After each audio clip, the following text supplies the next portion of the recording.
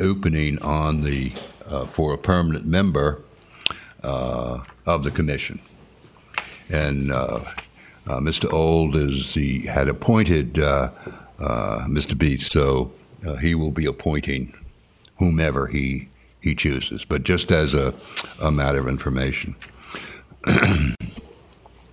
But one of the things we had talked at our meeting last week, well, when we had it, was the issue of information on simplifying an explanation of the city's finances and budget. And I think that one of the suggestions that came out of our meeting was to put that on the website and highlight it. So if someone is interested, they can get a sort of a Reader's Digest version of information about our finances for the city. With that,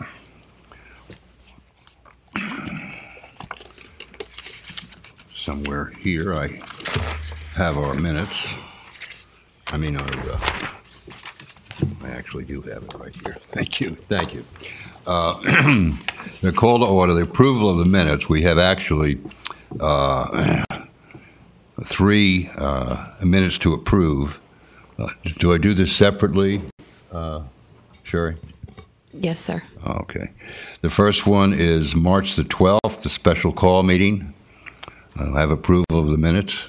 Also move. All in favor? Aye. Since we have 5 members, both alternates vote. Yes, they are voting members today. Yes. Yes. So each of the members here have an opportunity to vote. The second one is the March 17th, St. Patrick's Day regular call meeting on the 17th of March. Do I have a motion to approve? So move. Second. All in favor? Aye. This passes unanimously. And the third was a special call workshop meeting that we had on April 27th. And do I have a motion to approve? I move to approve. Thank you. We have a second. All in favor? All in favor. Aye. Unanimously. We've approved the 3 minutes. Actually, there was a lot accomplished for the public in terms of those 3 meetings and what we covered. And it could be worthwhile for someone, if they're interested in the subject matter, to look at some of the video streaming, because it does get into some key issues in terms of how the other post-employment benefits are being managed, as well as some issues at the last meeting about some direction for the future of the city, which was helpful. And, of course, the minutes themselves are online. Mr. Chairman, I'd like to make one comment a little bit. We had 2 comments there. One, that the health care costs were mitigated a little bit. I personally think that's just an anomaly. I don't believe health care costs are going down any stretch of the imagination. I think, in fact, they're going up because overall, and I'm not talking about the city's cost. I'm talking about nationally. Medical care costs are going up, in my opinion. And I think that's because we're all aging, we're living longer, and we're also subject to more specific medicine and treatments than our grandparents would. And I think it's more costly. So medical care is going up, in my opinion. Secondly, I am not enamored with the Fitch rating about the city. That's an oligopoly this government put together. It's only 4 agencies, and they have a tendency to operate as a herd. I think if an agency had done a real careful analysis of the city's finances and its future, there would be some cause for concern until we at least mitigate the risks that are out there with utility. So there was some statement in there about Fitch being a good rating, and it is, subject to people understanding how Fitch does its work. So that's my comment. Well, thank you. obviously, I'll ask for public comment, but then I've asked Jim O'Connor to comment on the status of the electric issues. But is there any public comment? As is our tradition here, we open to public comment throughout the entire session on any subject, not just limited to the line item on the agenda. So, Jim, if you would please comment. There really hasn't been much change. There have been several discussions between Chef and OUC to refine some information. Also, there has been some information that has been discussed between them, Cindy, myself, and our the folks doing our rate study. And so we are passing that information back and forth to make sure that we're all on the same page. The first part of the week, we will be having a sit-down with ourselves, Murray and Henry and Chef and Bill and Cindy and I and Tom Richards, and to sort of refine where our numbers are and what we will have. And then Chef obviously will be here on Tuesday to sort of give an update based on the mediation where that ended and how it ended. And then we have not had a meeting with Florida Power and Light yet. We have attempted to have a couple of meetings, and we've had issues. First was with FP&L, and then it was with Chef. And so I think we now have a meeting set, hopefully next week, where he and I will be meeting with FP&L and going over this proposal of a partial sale. Questions?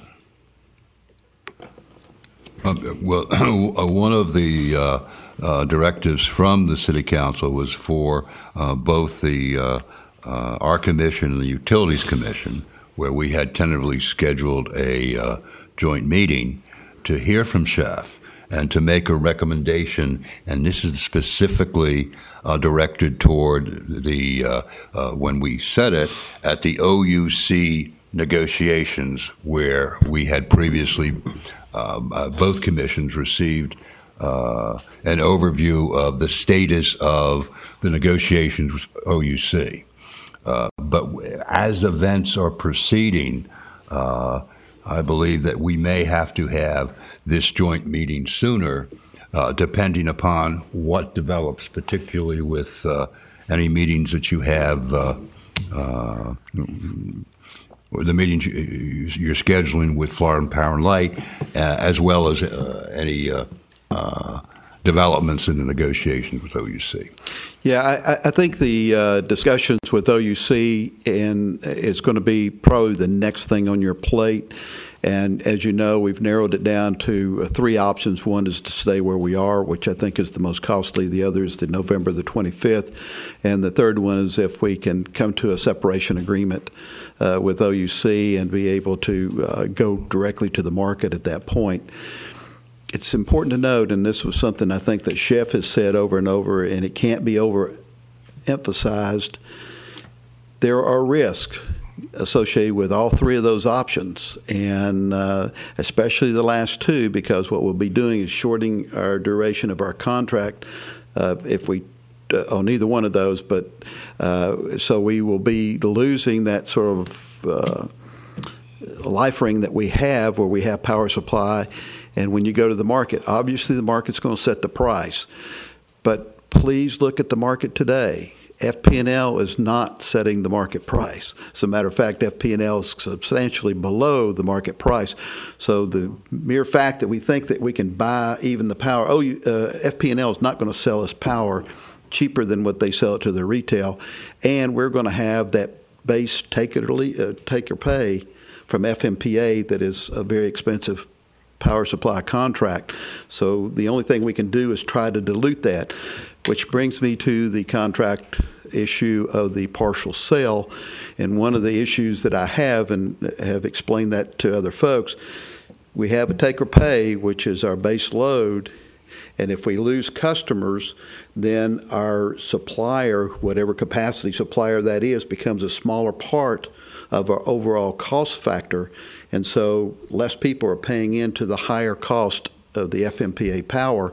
So you have a rate change that could be taken because of that, because we can't get out of the take or pay.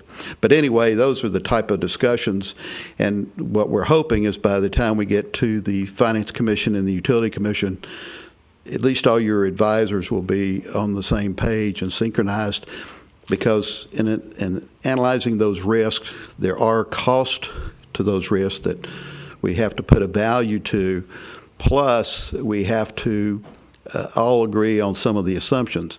Now, there is a possibility that some of us may not agree with all the assumption, and if that occurs, probably the guys that we're paying to provide this information to you will be the ones that will be coming in and making those presentations, because there's no question Chef Wright knows as much or more about the market than I would ever know, because he deals in it day in and day out.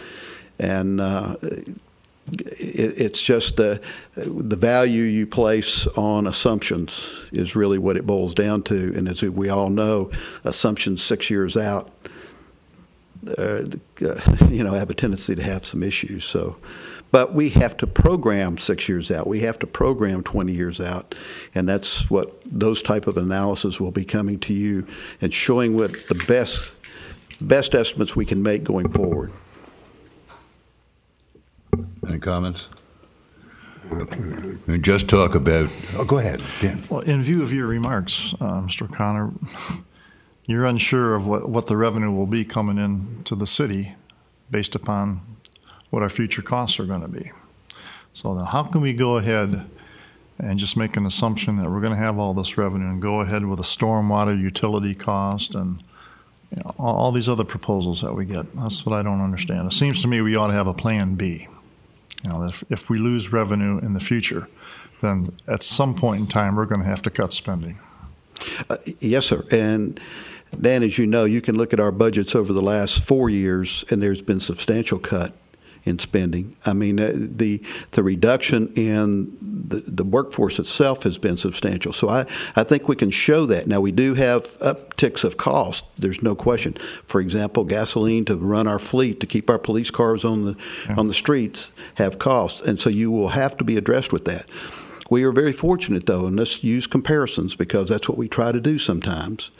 Let's take our good city, Lake Worth, to the south of us. They're in a similar situation. They went to the market and they got a very good power supply contract, which if we go to the market, we would be hoping that we could do the same thing. But their tax rate is almost at the peak, where ours is substantially below. So our differential and ability to make up that differential, we have the capability of doing that and not being outside of any provision of state law. So we do have some plan B if that should occur. But in our electric utility business, our plan A is really our big plan, and that is retention of utility customers.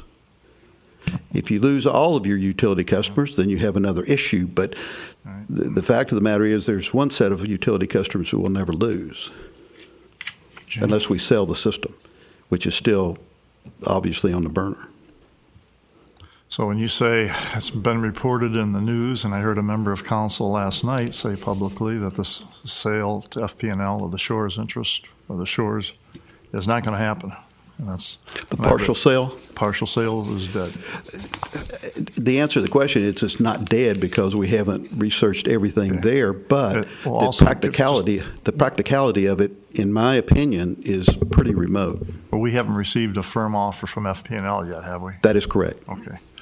So, I mean, and we haven't worked through the details of that yet either. No, I think what we're trying to do, Dan, to be very honest with you, one of the problems we've had through this whole exercise has been major expectations set, and people think that this is going to happen because of that expectation. I want to make sure that we manage those expectations, and people understand there's more to the partial sale than it's worth $4,000 a meter. There are other complications. One of those is, again, going back to our power supply contracts, and those are issues. And in the conversation, again, a really short conversation, it was not negotiations with Florida Power and Light, we broached a couple of those issues, and as was said by Florida Power and Light at the time, we're not sure how we would get across that because obviously there are issues. They have stranded costs just like every other utility, and we have stranded costs. Unfortunately for us, some of our stranded costs are deals that we have in power supply contracts. I just want to make a comment on Indian River Shores. There's been a lot of, I believe, perhaps inaccurate information in terms of talking about customers as opposed to talking about revenues. There are 3,000, actually, it's 2,974 customers in Indian River Shores, and there's 34,600 in the system. The residents in the system is 28,100. So 80% in the VBE system are residents customers. In the shores, 94% of the customers are residents. What this means is that when you look further at the average bills in Indian River Shores is higher than the average for the entire system. So what does that mean? It means when you break out residents versus business, that the amount of revenue that's going to be lost if the sales is, if the Shores is sold is a lot higher than 8%. Because it's going to really impact the residential rates. The business rates, 20% of the system of VBE are businesses.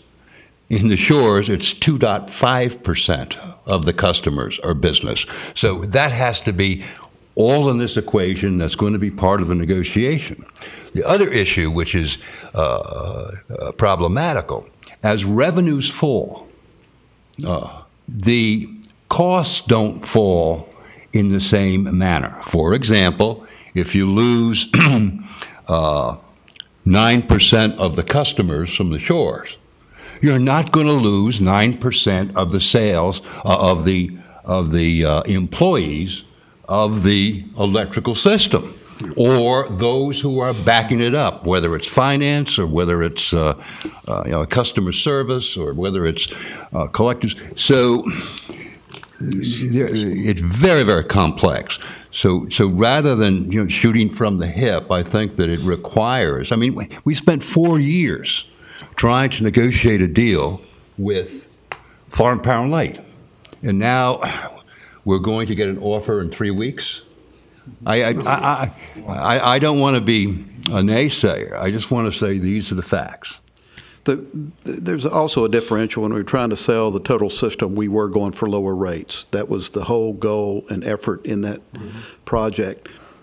I think when we negotiate a partial sale, either we won't lower rates or neutralize or neutral where we are, and not expose the other customers to a cost factor, and that's really going to be the difficult and the challenging thing in the discussions. That's exactly right.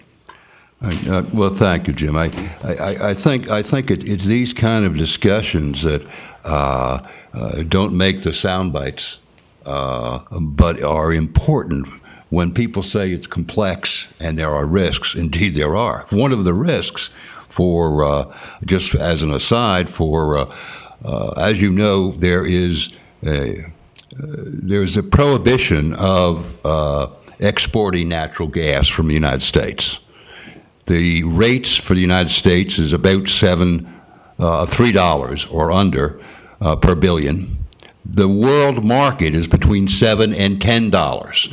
If they lift, and they'll be discussing it now because of what's happening with the gluts in oversupply, of lifting the ability to export. Mm-hmm. And if you can export at $7 to $10, even with liquid gas in a tanker across in fact, Russia is sending liquid gas from Russia to the Orient.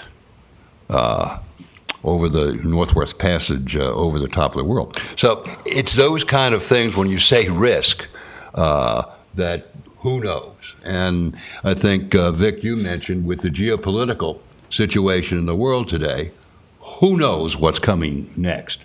And that's just one of the, you have to take the best information at a point in time and go forward. And perhaps error, if one errors, maybe error on a short term rather than trying to guess the future 20 years. But sorry for the pontification. I just wanted to point out what we're talking to. With that, any comments? Cindy, out of the... So we have a few, our first two items are just our normal quarterly stuff, so we'll go through that, answer any questions you might have. Then we want to have maybe a little more in-depth discussion about this OPEB pre-funding, and I have given you some additional information we can address then. And then finally, I just wanted you to know that Mr. Conrad from Cherry Beckert will not be here today. I can go through the CAFR with you and hit what I think are the highlights and some of the important stuff in a bit more detail than his presentation to council. We can talk about anything you want to, and if you feel strongly about it, we can have him here at some future point in time. So let's start with the easy stuff first. That's the order I put this in. And that is the second quarter 14-15 electric utility rate sufficiency, which you should have the 2 or 3 pages. What we have in front of us is just updated, including our actuals for billed revenue, for sales, and for purchase power costs through March 5th, 2015, so halfway through the year. And if we put those actuals for half the year and our forecast for the other half into the model, we show that we'll be to the good by about $900,000 at the end of the year. At the end of the first quarter, it was around $700,000 or so not much has changed since the first quarter. And as a result, we're recommending that we not make any adjustments to rates at this time. And that is consistent with what you heard from PRMG in March, which is that the rates as they sit right now, in total, are sufficient to our expenses, and at this time they wouldn't recommend any overall rate adjustments, and we're sort of looking toward next fiscal year as some of these things with regard to OUC negotiations, et cetera, sort of pan out and we load in the 15-16 budget numbers. That's when we'd be talking about any potential rate adjustments is toward the first part of next year. So what we have is consistent with that, and we're looking fine for holding the line, at least for now, until we see the next quarter's results.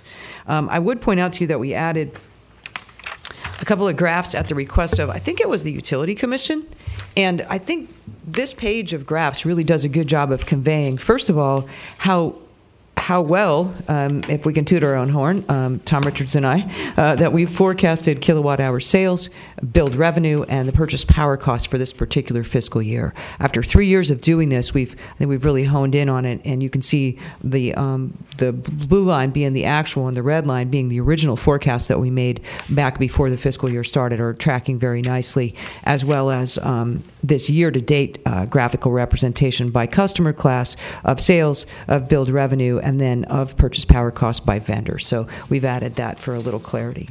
So with that, the Utility Commission has looked at this and concurred with staff's recommendation that there be no adjustments at this time. So unless you'd like to recommend something different, I can answer questions or we can move on. I recommend that we continue with the rates as discussed by the staff. I have a second. I'll second. All in favor? Aye. Passes unanimously. Thank you. Actually, it's almost scary when I took the numbers, what you're forecasting for the year.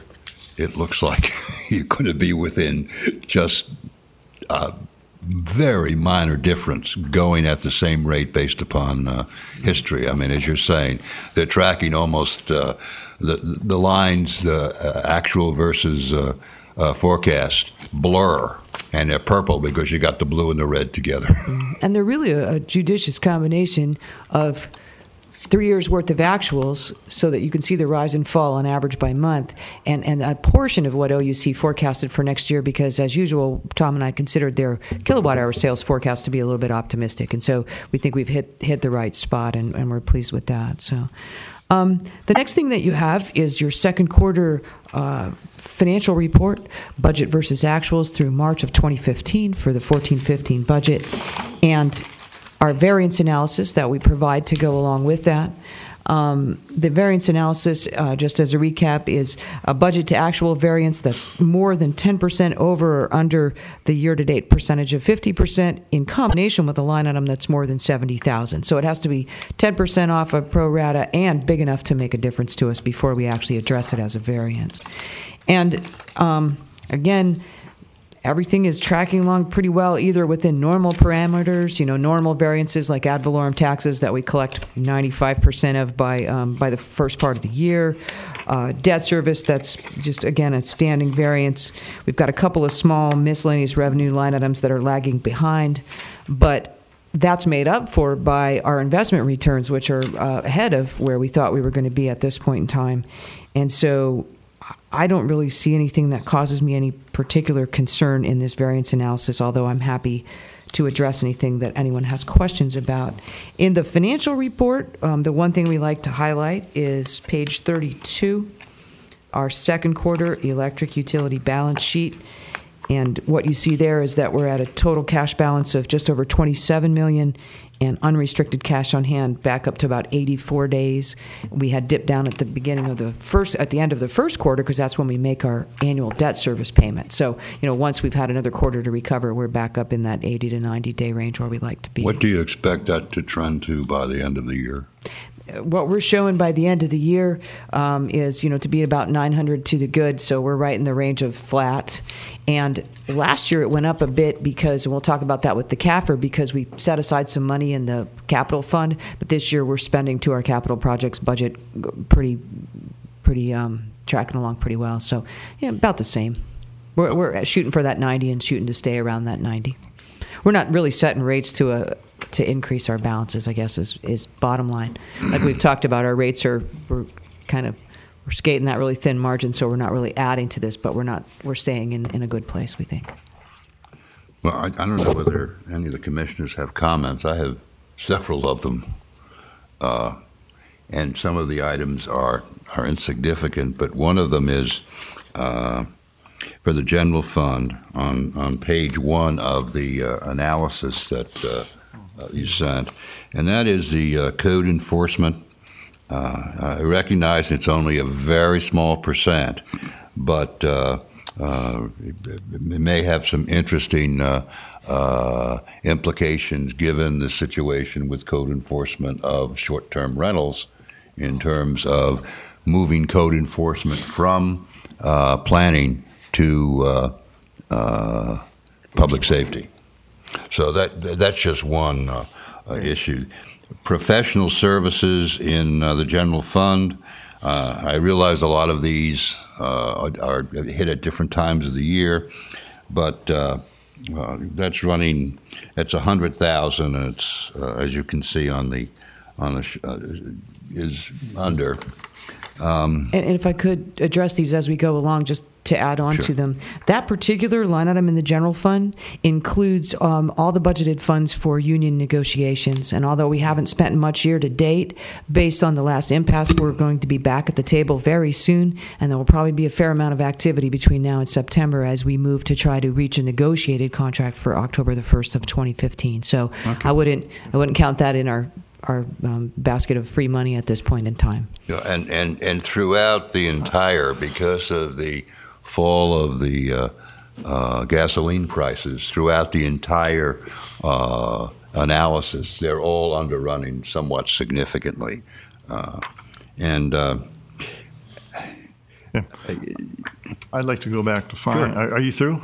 Oh, no. Okay. Well, I'll wait till you're finished then. I'm sorry. No. If we could go page by page, that would be. Okay. Do you have something you on brought page up one? code enforcement fines. Mm-hmm. If I understand that item correctly, you're budgeting. You expect to collect $75,000 for this fiscal year.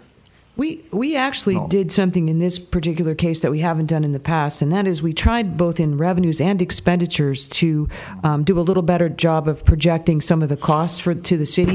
And again, we were really more focused not so much on the current vacation rental thing, which wasn't that big last summer, but on places where we have to actually spend city money, like to go out and mow a yard or demolish an unsafe structure, and we were trying to kind of hit a spot where maybe we wouldn't have budget amendments at year end by reflecting revenues and the expenditures that went with them. So where this revenue is lagging behind, there's expenditures out there probably not rising to the level of a variance that are lagging behind as well. It is our best attempt, and certainly it's the first time we had it at that level, and as we move through the next few years, we'll start using 3-year averages to try to project both the revenues and expenses. Yeah. But that is what we're expecting to get. By a budget, you say 75,000. We that was our best guess about last summer, and it's the first time that we've actually budgeted it by trying to reflect total fines and the total costs associated with the fines without just kind of letting it roll and seeing what happened. It's kind of like police fines and forfeitures. You can develop what you think it's going to be based on historical data, which we didn't have a bunch of, but you hope you don't get any of it because no one's out there violating the code. So it's one of those things we can't really count on per se. Okay, I was just wondering the classification of those core code fines. I can think of two. It seems like landscaping came up about a month ago. There was a member of the public was complaining about a house in a subdivision that didn't have enough bushes or landscaping, and then also the short-term rentals. Are those the two main areas where the city expects to get code fines? Well, it's certainly probably, but it's kind of anywhere that the code board places a lien. So we have liens placed for demolishment of unsafe structures and other violations fairly often, and we've had those for years before we even had the vacation rental code violations. So they place the liens, but then getting the liens fulfilled sometimes takes some time. Some of those can be $5,000, $6,000, $8,000, $10,000 a piece, and so it just kind of it's a mixed bag. Yeah, a lot of the fines, and of course we just went up to $500 on some of those fines. At the last Code Enforcement Board, there was substantial fines that were levied on folks that were involved in those type of violations. But one of the areas that we also have fines that we collect are the unlicensed contractors. We find those, and now that's a $500 fine if you're an unlicensed contractor and you get caught doing it. And as Cindy says, we also do the fines for the grass, but buildings themselves. Now, the problem with the building themselves, you cite the building and you put the fine on it, and as you've noticed, possibly have noticed, there's a lot of appeals to that because sometimes the fines exceed the value of the properties where the violations were there, and then we had to go in and fix the building up. Now, typically speaking, the City Council has allowed us to recover any cost associated with us correcting the problem when those liens are put against the properties. But it's really a mixed bag when you look at what we're doing for the fines. But the fact, I think, is the $500 is really going to be, hopefully, a discouragement to people violating. And based on our last hearing, there were some of the folks that were not aware that fine had gone from $50 to $500, and because they had always been used to paying the $50 and sort of walking away. But it's a little different game today. Questions? Yeah, looking at the city overall across all fund types, the capital budget the capital outlay is only at 13% of budget, and also under the specific fund types, there's the street and paving is only at 13%. Could you comment on whether these expenses are going to be incurred later? Citywide, the capital includes a one-time purchase in the solid waste fund that's like $200 and some thousand for a vehicle, and that hasn't been done yet. It also includes in the street paving fund a fair amount of money for the different, I guess we can go to the 5-year capital plan, for the different purchases of vehicles and the lease purchases. And although we've placed those orders, we're still in the process of fulfilling a bunch of those orders. So the booking of the revenues and the corresponding expenditures hasn't really happened yet. So there's probably, let me look, 200, 800, 900. There's $1 million plus associated with the capital lease purchases, and those haven't all been booked yet. So a lot of it's sort of vehicles and one-time things. The last one is a very substantial, originally budgeted expenditure for over $4 million for that bridge replacement out on Airport Road. And although that project, the engineering's underway, it's looking like we won't get that contract awarded or the funds borrowed that go with it till next fiscal year. So out of a $6.8 million capital program, $4.4 million of it is that project alone, and that hasn't happened yet either. So, and probably will end up being amended into next year's budget. Thank you. On the continuing on page 2 of the, can you explain the inter-fund services where there's a 101% overrun on a negative, and you allude to billings? Can you explain that? The Streets Division also provides services relative to, sidewalk installations and things like that, projects, if you will, that take place in either other funds or within the Fund 304. And so they do their best to make an estimate as to how much of that work they're going to be required to do that gets billed out to other departments and other funds at the beginning of the year. But essentially, if they get more requests for support and requests for work than they thought, then they do better than that. So this is essentially an inter-fund charge between the Streets Division and things they do for other projects to install streets and sidewalks to support the engineering and different things like that. So they've just done better than they originally thought. They've been a little more busy. So then, then the minus is good. The minus is good in that case. Instead of essentially the interfund services charges reduced their budget by originally it was supposed to be $237,000. They've already reduced their budgeted expenditures by $242,000 year to date, charging their services out to other people. So that is a good minus. But that's an anomaly. It doesn't really happen that way very often.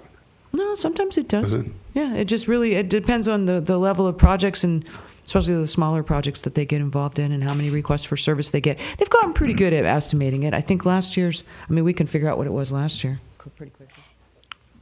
I just have my budget from last year out here somewhere. I didn't understand it at all. Seems like a bit of an anomaly. Yeah, these issues where minuses are good. They're interfund. When you get into, the year-end true-up of the expenses, and the minus gets back into your fund as opposed to the carryover. They're and that's mostly the Streets Division. They're not the only ones with interfund services. But in the Streets Division alone, their interfund services in 12-13 were $253,000. So it really rises and falls based on how many projects are budgeted in other places. Is there any maintenance schedule for our streets? Because I know some streets, particularly mine, I don't think it's been resurfaced in 18 years. There is. There is a maintenance schedule. The problem is that maintenance schedule is fairly spread out because there is not sufficient funding to do it on a 6 or 7 year basis. That's something we had a big conversation about last year at the budget workshops, and I'm sure that will be the topic of conversation again. The amount of money that we set aside for street funding each year as opposed to what the Public Works Department estimates it would take to hit a more normal maintenance cycle of, I think it was like 7 to 10 years, is about $500,000 a year short, if I remembered the numbers correctly. That's correct. We also have a computer program that we can do the analysis of the streets, and depending on the nature of the street, they will go out and physically inspect the streets. And for example, when you start putting priorities, if there are cracks in the street where it's impacting the base, then those streets are going to get higher attention than those that just have wear and tear type of issues. But the program helps us put the priorities on what streets we have. And for example, we just signed off on the gas tax allocation with the county, and then we will program that model in as to the amount of money that we have available under that taxing in order to get the streets done. But it is fairly sophisticated on how we do the analysis, and it's, again, based on the street itself. And how do you interface with the DOT? Because specifically at my corner, and it was probably 18 years ago, a school bus hit the fire hydrant, there was a huge hole. It was filled in. There's a big patch there, and that I understand is the province of the DOT or whatever, where the street enters A1A.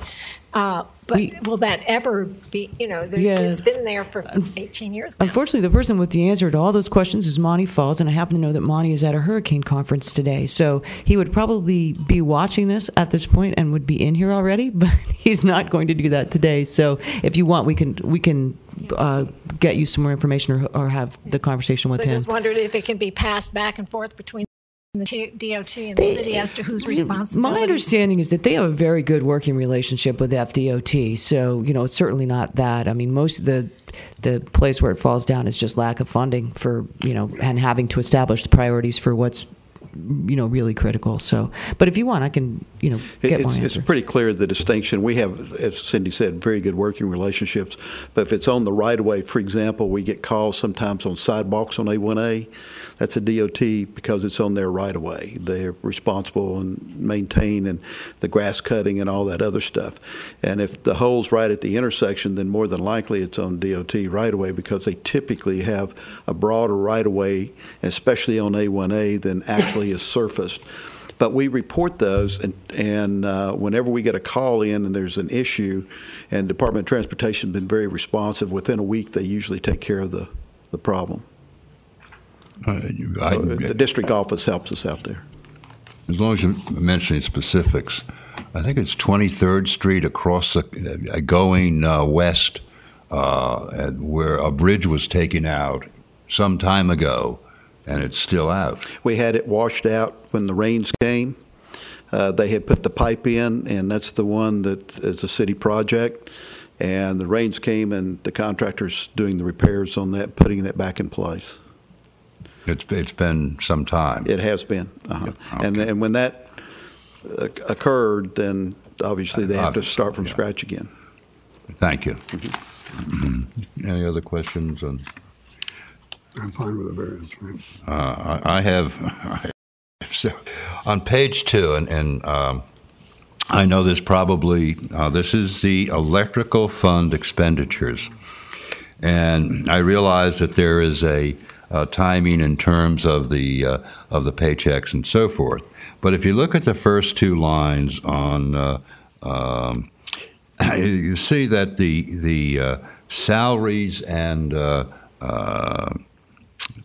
expenses are 35.8% for maintenance, sales, distribution, and then 33.9% of budget versus 50% of the year in terms of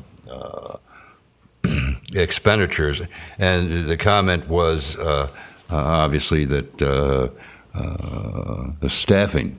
And I was just wondering whether that is impactful.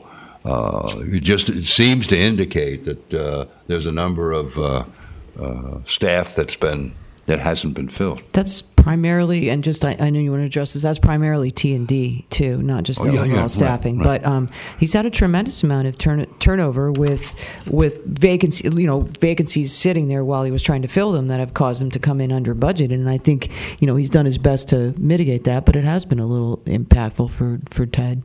It has. We have lost several of our linemen, as you know, that we've sort of held status on our pay levels. And we've lost at least a couple to Fort Pierce, and we've lost 2 or 3 to Florida Power and Light. So we do have the turnover there, and most of it is pay driven. And so we show that, but we have reductions in numbers. For example, at the power plant, we're trying not to fill any of those positions with any full-time people. I know it's primarily T&D, but it does have the impact there as well. And we're still waiting on the transmission study from FP&L and sort of know what our future is at that point. You just pointed out that one of the unintended consequences of freezing rates over year, losing that experience, and then you just churn, which is a hidden cost of operations. Thank you.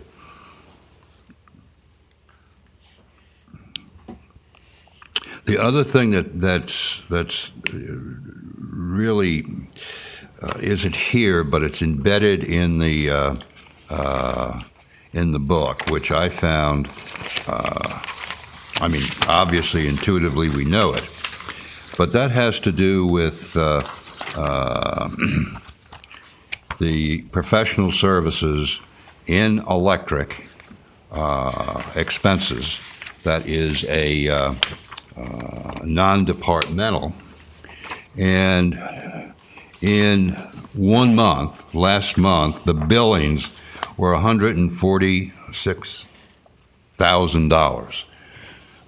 And with the trajectory of the various litigation and legal involvement, that's a run rate, if it continues, of 150 a month, is almost $1.8 million. No. And that is. But we're halfway through the year and we're only at 300. So if you have that run rate for the rest of the year, which I would doubt because I think a bunch of things came home to roost, I could see us getting up in the neighborhood of, well, it's hard to say. It depends on how much that litigation kicks up. Yeah, and that's what I'm saying. I'm not just talking this year. I just find it hilarious because last year everyone complained about the opposite, which is we put in $1 million and we were only running at $300,000. So this particular year, not knowing what was going to happen, we budgeted about $500,000 as a good medium mark. Right now we are already at 300 and no way to tell what the rest of the year will bring. So absolutely. The good news is maybe some of that will be absorbed by Ted's turnover and his lower costs within his staffing. But it's definitely problematic. And I'm not critical. Yeah. No, you're not. I'm agreeing with you. It's problematic, and I'm not sure it's what problematical because it can add 2% to our rates at this run rate that this 1 month. Now I realize it could be an anomaly, but what happens is generally the bills are behind the actual costs because they're rented at the end of the month. So, having studied this for some number of years now that we've been involved in looking at that line item, it just one of the collateral damages that is involved with our finances because of this litigation that we're required to defend ourselves. And our opponents know that. That's part of the negotiating tactics. Right. Burn money until each of us collapse. That's what we've all been there in lawsuits.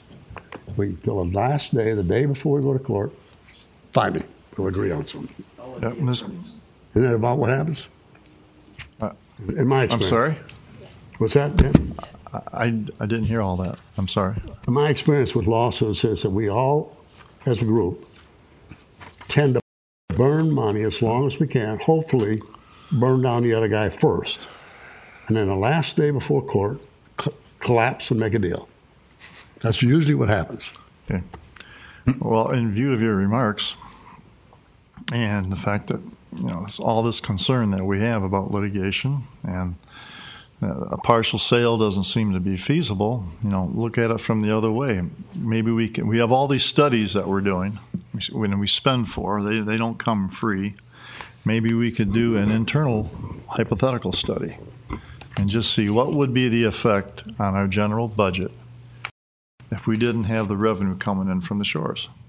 Just to see because I heard statements from people in the city hall that we can afford to lose those how many 2,900 customers or whatever the number is. I'm not sure what the customer, but we could do that.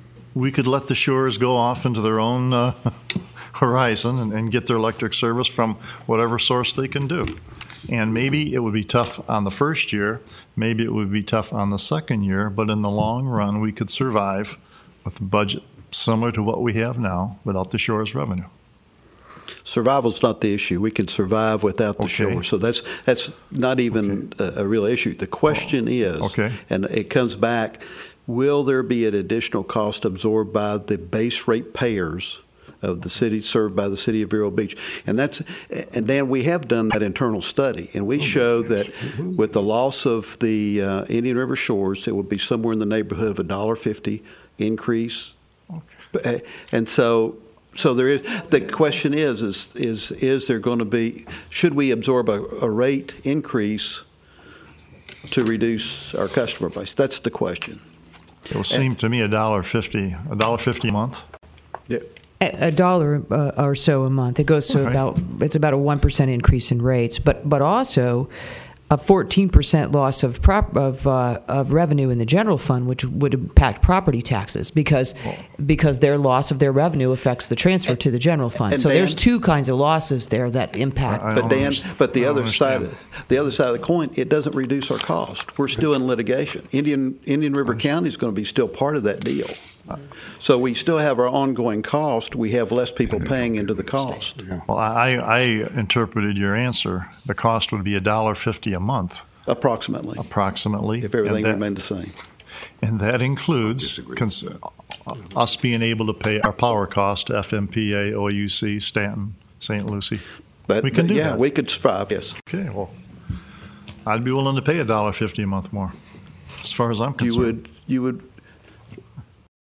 Okay, What you're that's a saying is debate. our current customers that we would keep, our net residual customers, would have to pay $1.50 a month more on their bill.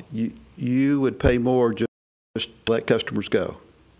Is that what we're Well, saying? sure. In the long run, I think we can solve some problems by getting rid of the shores. I I think you'd probably be in a minority if we said. It would, Maybe I am. it would That also wouldn't be be a the first time, 14% but increase in property. here I'm hearing complaints about litigation costs, and the litigation costs could increase. But the litigation costs are not going to go away. You're still going to have that. We have two bodies that we're litigating with. Right. Indian River Shores Well- is only one half of the issue. Yeah, I would, Dan. Respectfully, I would disagree with that. I mean, Okay. I think that losing the shores is sort of a disaster brewing. So no, I would vehemently oppose walking away from that. I think we have to fight the legal deal because we're in it anyway. But I will say there are some terms and conditions Sure. that would be worth allowing the shores to go. Sure. I mean, don't get me wrong. It's everything's a function of money. Right. And it's a question of how much would it cost to reduce our exposure. I will say the $3 to $10 million was not it. That was not even. And how you take $3 million, amortize it over 16 years. Where do you get the figure $3 to $10 million? That's what they were presented at the Indian River Shores, the last mediation. Yeah, but that was fabricated. In my view, if we have to pay a penalty to get out of the existing contracts, if they're sold and they're not sold to municipality, if we have contingent liabilities, which may be in the $50 million range, if we have stranded assets, all of that begins to plow in to what the cost is. So the fact is that the total worth that was going to be paid for the full sale was in the $250 million range. It was the $250 million because there was a $52 million add-on that came through. That was not sufficient enough to settle it, according to the FMPA.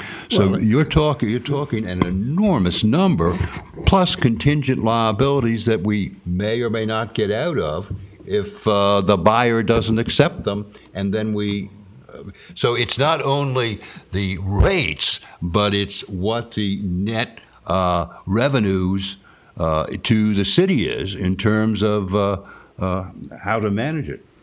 Well, just before we go too far in this, because we're still working with FP&L, if what Dan says is correct and the great majority of the citizens of Vero Beach are willing to pay higher prices in order to give Indian River Shores the opportunity to go out and find a buyer, that would be fine. But we got to remember, our other costs, litigation as an example, is almost a fixed cost because we are in litigation with two different bodies. Well, my point is, if we can get that differential down to $1.50 a month, if we can get it down to that point initially, if we roll our sleeves up, we can probably get it down to break even. But let's say that if we can. There's a risk. I understand there's a risk. Yeah. But, I mean, I guess what I'm hearing you say, which adds another component to the discussion, that there are customers willing to pay more in order to let Indian River Shores. There's a limit to how much more I'd be willing to pay. $1.50 obviously is not. Yeah, I don't. Plus but still. plus raising the property taxes to be able to fund the city for the loss of revenue is more than just the increase in the. Well, weren't we on a grossed up basis initially? We were about $180 million on 15,000 clients. 15,000 clients, that was about $12,000 a door. 12,000 a door times 3,000 is 36 grand, 36 million. 3 to 36 is a long ways apart. But you got to remember that deal included us really getting rid I understand, Jim. I do. That's what I'm saying. So between our 3 and our 36, there's an awful lot of negotiation in there. Yeah, because that was getting rid of our contingent liability. I mean, we had OUC between us and any collapse. Yeah. This does not provide any of that security. Yeah, and this study that you referred to that you've already done, letting the shores go, and you say it results in a slightly higher rate, $1.50, let's say that figure. That was done before this possibility of changing the OUC contract. Yeah, right? And this was a 50,000 foot level. I mean, Yeah, it was, and I'd be happy to forward a copy of it to you. It was done at the request of some city council members, but there was a lot of caveats as well, because one of the problems we have was Tom taking the power cost model and dialing it back appropriately for the loss of those people with the fixed cost versus the variables. Right. So certainly it was from a very high level. So we could get savings to get it below $1.50 if we get savings on the OUC contract. But that still means that all the city's customers would pay more than they would if Indian River Shores was part of our system, regardless of whether it's less than it was because some other savings were achieved. You still have the basic apparent fact that Indian River Shores, if they go, everyone else pays more as a result, more than they would have if we retain that customer base. That's really the crux of the analysis. I think what you've been saying is our fixed costs are the major part of our costs. So anyone who leaves, the variable cost isn't significant. So we'll still be left with the fixed costs to cover over fewer people. Right. That's a great labor way is of a putting very it. small percentage of our total overall cost.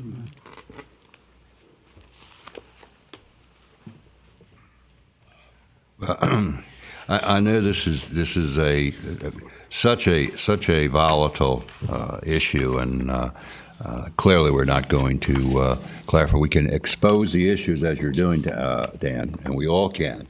But that is not negotiations. That is unknown in terms of what the details are, and just to wait to see what the answers are. Or when we get a progress report from Chef in terms of the key issue, a key issue, which is the OUC. Well, my variance analysis is usually not this exciting. So, wow, moving on to page 3. This is good stuff. I had one more issue myself. I don't know whether this is on the last page. And this is one of, and I mentioned this to you, Cindy, earlier. I normally touch base with Cindy before we have one of those meetings so we don't get into a food fight kind of thing, But it has to do with solid waste. And solid waste is planning to spend $234,000 on buying a new truck. And that is about 27% of its operating income, operating expense. And my view is, are we going to pay that out of cash, or are we going to pay it from debt? Because you're paying if you paid 27% on a single item, a single capital item for the electric system, you would be talking about a $15 million single project. Now, I know this is scaled down, but the point is, are we paying this out of cash, or are we financing it? We are, and actually I pulled a 5-year plan because we have to take it in that context. we've been looking for several years at vehicle replacement. We have an aging fleet in both our normal fleet as well as some of our heavy equipment of this nature.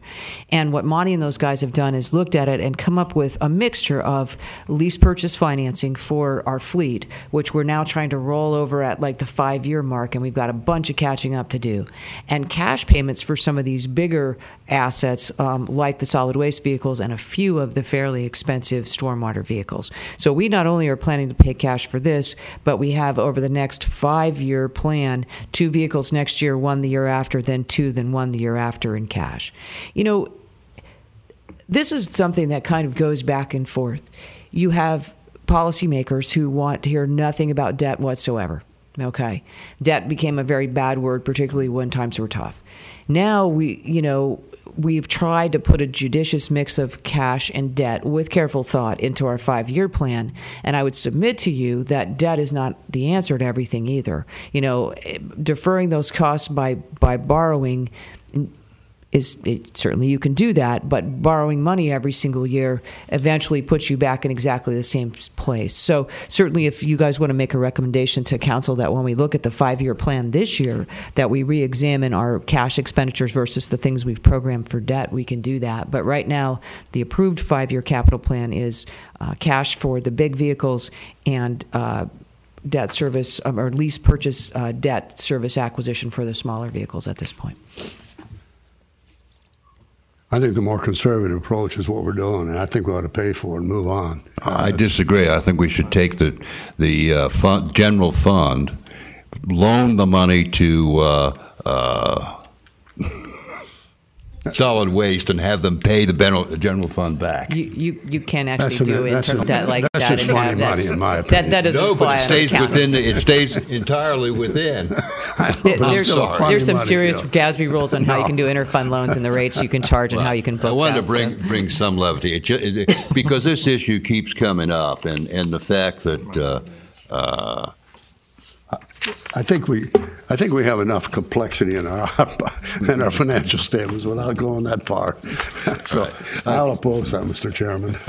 Okay. Well, we've had some other more about. I'm just one point of clarification again. I'm sorry, and then I'll get off it, and it has to do with page 8 of the. Quarterly. And it has to do with this issue of the risk management self-insurance trust and what the status of that is going forward. That actually, and we can look at the numbers that at the end of last fiscal year, if you'd like, that fund has been wound down, if you will, for the last couple of years. Right now, we're holding reserves in cash that are sufficient to cover our last few legacy claims, workers' comp and general liability and auto liability, et cetera. It's fairly likely that for the 15-16 budget, the staffing within that fund will be folded back into the general fund and then charged out to the various funds based on their relative proportion of employees. That one is most likely. I guess I've had some conversation with my auditors about it. It will have to linger on to the point where all of our legacy claims are closed or the legacy claims plus the residual balances get transferred. But it is not a active fund per se. And if you want, when we look at the CAFR, we can look at the outstanding claims. We've been working to resolve the GL ones, and we've got maybe 5 or 6 left that are being settled as we speak. The workers' comp ones are going to go on for a bit longer, but we have a third-party administrator for all those legacy workers' comp claims. We don't have any big cancer problems. No, because remember, a few years back, we went to fully insured. I've had some in the past, and Mike closed up a self-funded program. Yeah. So. And this is not health insurance. This is purely general liability, trip and falls, Gotcha. Workers' comp. The health insurance is another one, and again, we've done all the residual claims there and moved to fully insured on the health insurance. One we got money back on a couple of years back. Mm-hmm. And we still are. If you look, the health insurance fund there still has $2.5 million in it, and that's the amount that needs to be redistributed back to the various funds. Right. My new auditors are very interested in closing down as many of these as they can, probably more so than me. Yeah. So yeah. Right. So, but the self-insurance one still has lingering legacy claims. The health insurance one is done. I tend to think we're a little misleading on our pooled cash and investment, but I don't think you can present it any other way either. In what? I mean, only to the extent that we have this other funds, the benefit funds that are allocated in our balance sheet on the liability side, that somewhat offset this $10 million general fund. That's on the liability side. Well, again, this was only intended to show the actual cash and investment. Some of this is restricted and some of it's unrestricted. For instance, on the electric utility, I gave you a balance sheet that shows you we have $27 million in cash. How much is unrestricted cash versus restricted for various claims? Yeah. I mean, I just thought this was useful because essentially this is what the city has in cash and pooled idle cash investments at its disposal to liquidate those liabilities. So. But on our CAFR, I mean, our auditor shows our general fund negative $4 million too. No, that's the government-wide statement. I mean, that's when he puts it all together. Yeah, that's not on a cash basis. That's the government-wide thing that includes all those non-cash items like OPEB. But on a cash basis, on the balance sheet that shows before the government-wide reconciliation, these numbers tie out to that, and you can see how much is on unrestricted cash. For instance, right now, our fund balance is a little over $9 million on the general fund, so you can see that the cash fund balance matches the cash. But here, want to go to the CAFR? No. When we get there, we'll go back to that one.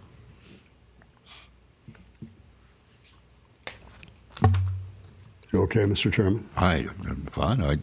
I appreciate. I know that we got into a lot of details, but we have to prepare ourselves as we go forward to the budget, which will be coming up. And just so I wanted to get into some level of detail, because clearly when we go to we're going to be asked, as we always have been, or in the past, by the City Council to review the budgets and make recommendations. I thought this would be at least a spring training for the summer budget meetings.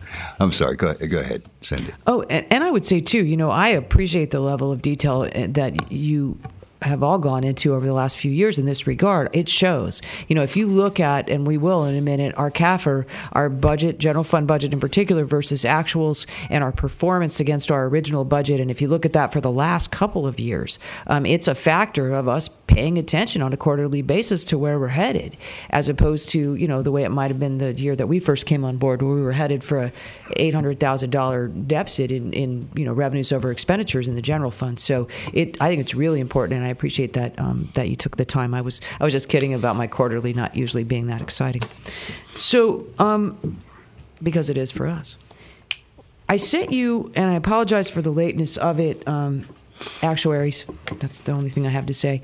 I sent to you on this other post-employment benefits, back when we had this special call, Mr. Rizzo had presented to you the net effect of funding an OPEB trust over a 27-year amortization period. And essentially what you had asked him to do at that special call was to give you a table showing you how that changed if you made the amortization period both a little longer, the 30-year maximum that's allowed, and then a few shorter periods. So we did 27 years was the and let's just go to the last page if you want to. I think that's really the meat of it right here, if you all got a copy of what he forwarded. So we did the no pre-funding, which is where we sit right now as a baseline, 30 years, 27 years with pre-funding, 22 years, and then half that distance, 15 years. And the real bottom line here is that net cash outlay by the city. So you can see that, shortening that thing up by 15 years is going to have a fairly substantial impact on the amount of cash that would have to be put into an OPEB trust. What we talked about last time was, what does that really mean to our budget? And this is relevant to any recommendation you might want to make to City Council going forward into 15-16. And so what I also gave you, and I apologize for it, right before the meeting started, you should have a piece of paper like this on your desk. I've taken Mr. Rizzo's numbers, and I've put them into a budget increase by fund and citywide in total for each of those amortization periods. Keep in mind that when he says that a 30-year, for instance, has a net cash outlay of the city of $1.8 million, we're already laying out on the pay-as-you-go basis over $800,000.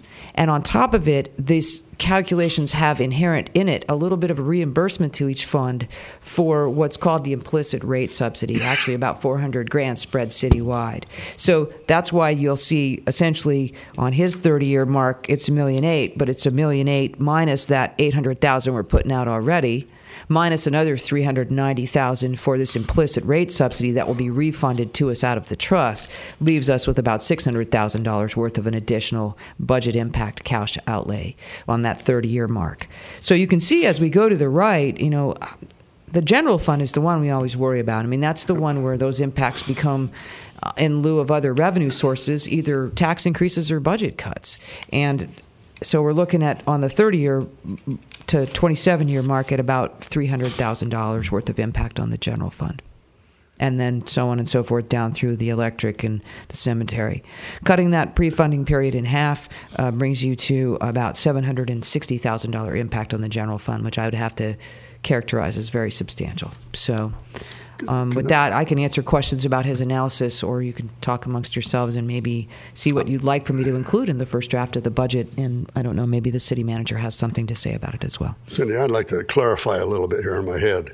I think I read the way I see it is,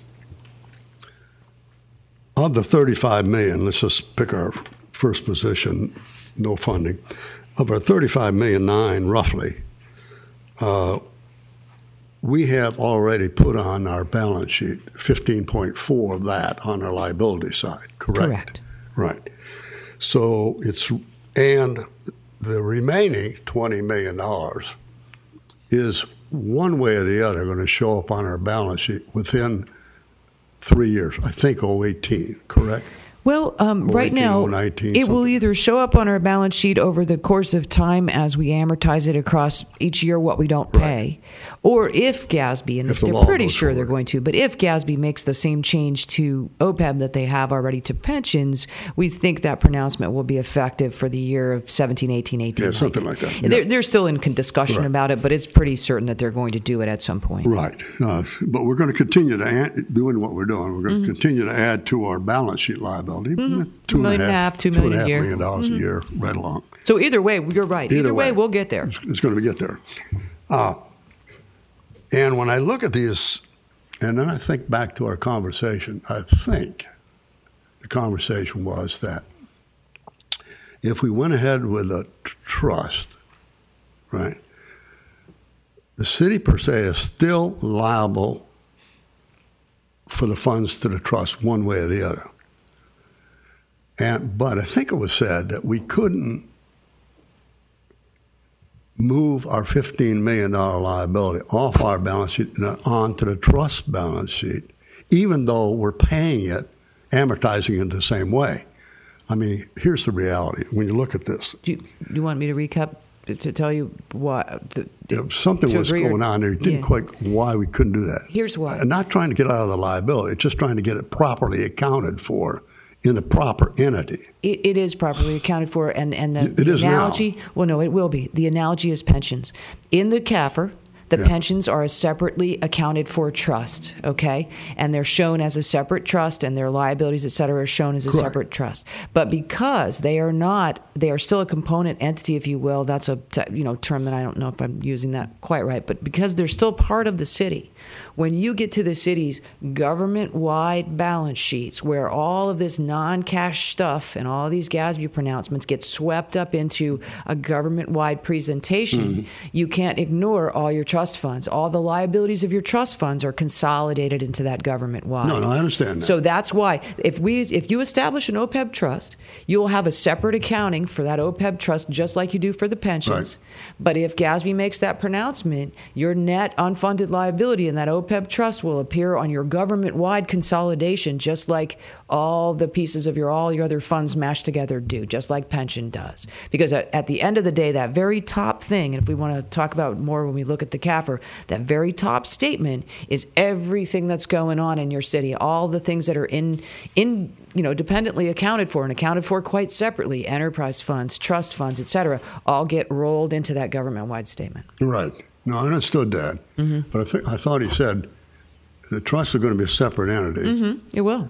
and we couldn't move our $15 million liability current today into that trust and be done with it on our balance sheet, even though it's going to be incorporated all in our total balance sheet.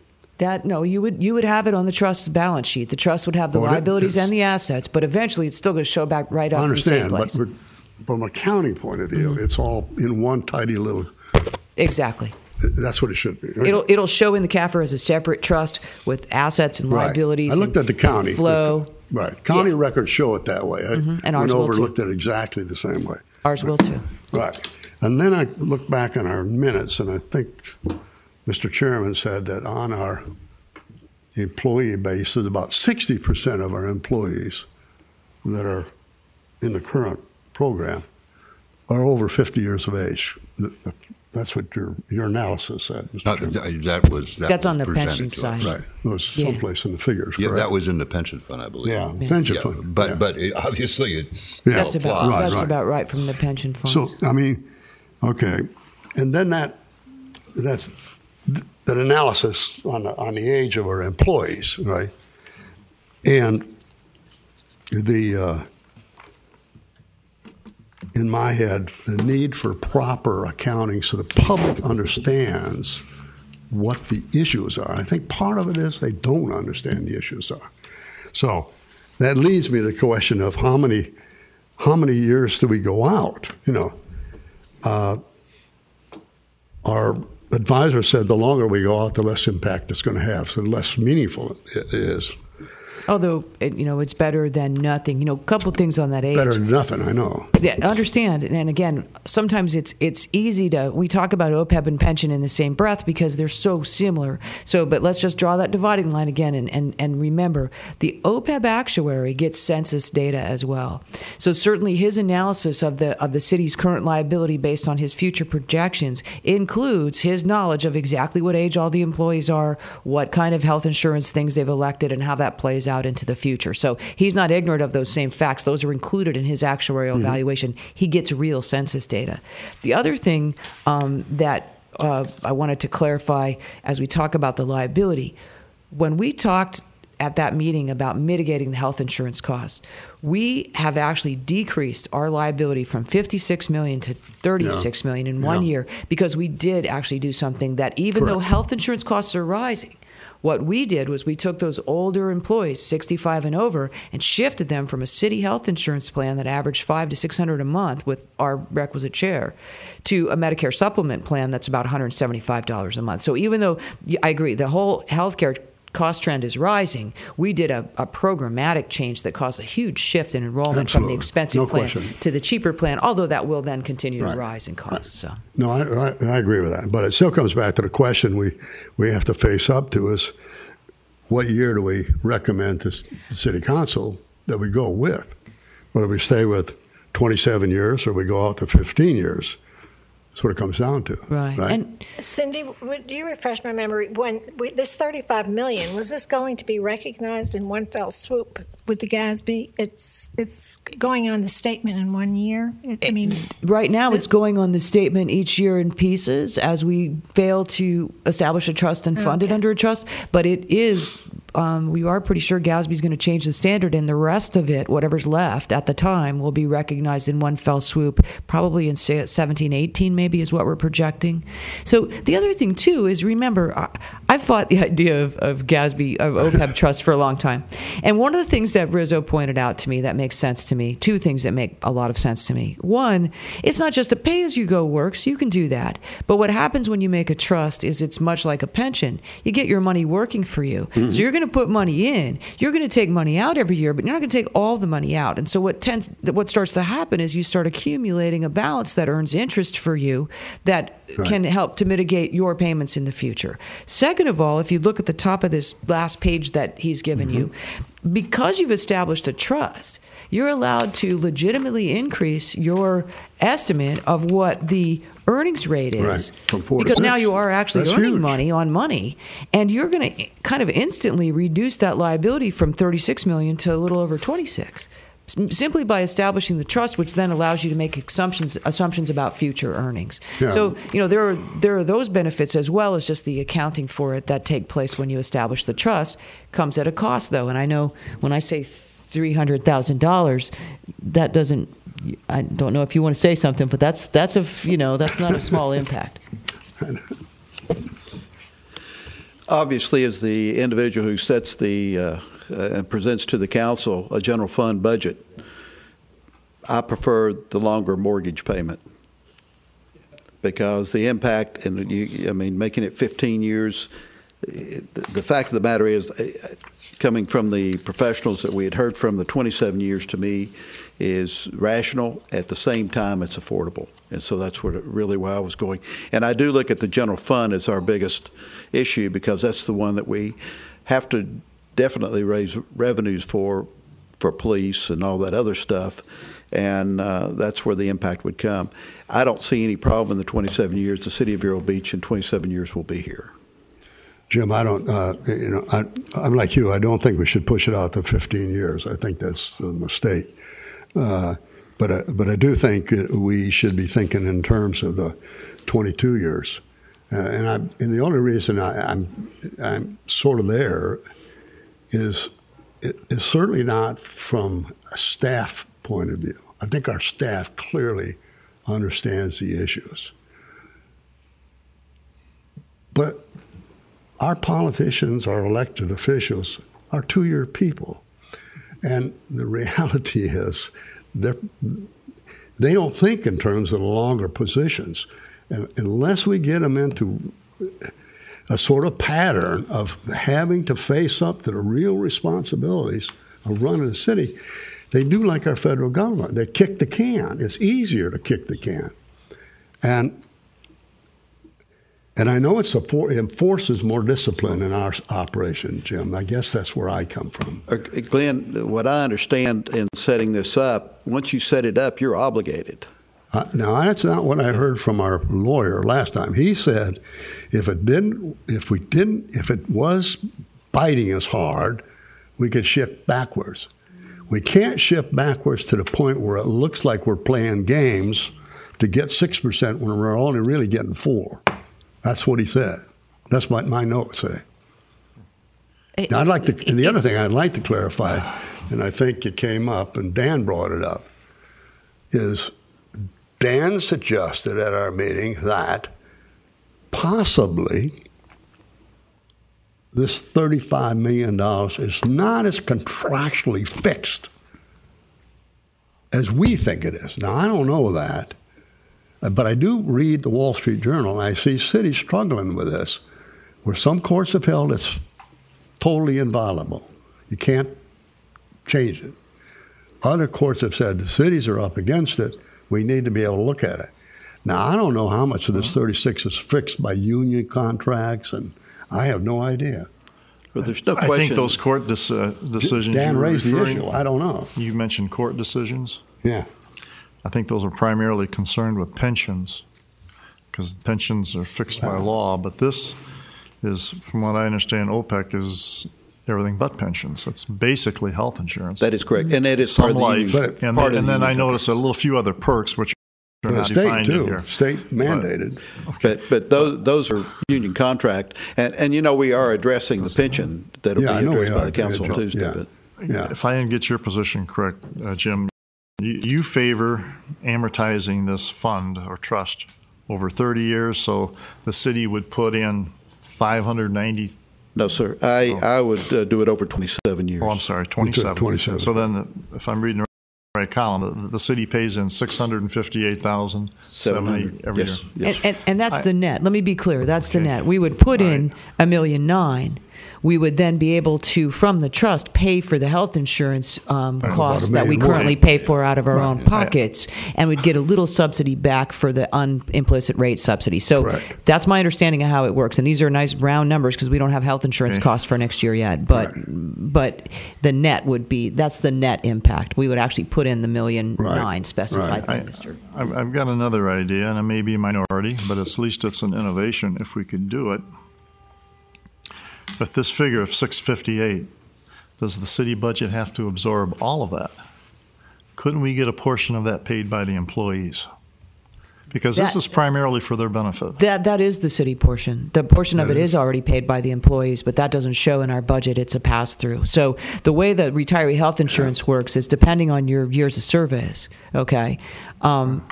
The city pays a percentage of your health insurance, and you pay a percentage of your health insurance. So the amount we're talking about is just the city's part. This is the net city amount, and the other is paid by the employees. The other is paid directly by the employees already. And it's a significant figure. I mean, it was a couple of years ago. Right now, on the pay-as-you-go basis, it's about $800,000 to $900,000 a year is the city chunk. Although we brought that down a bunch with the shift in enrollment, it's $800,000 to $900,000 a year is a city portion of the health insurance costs. Yeah.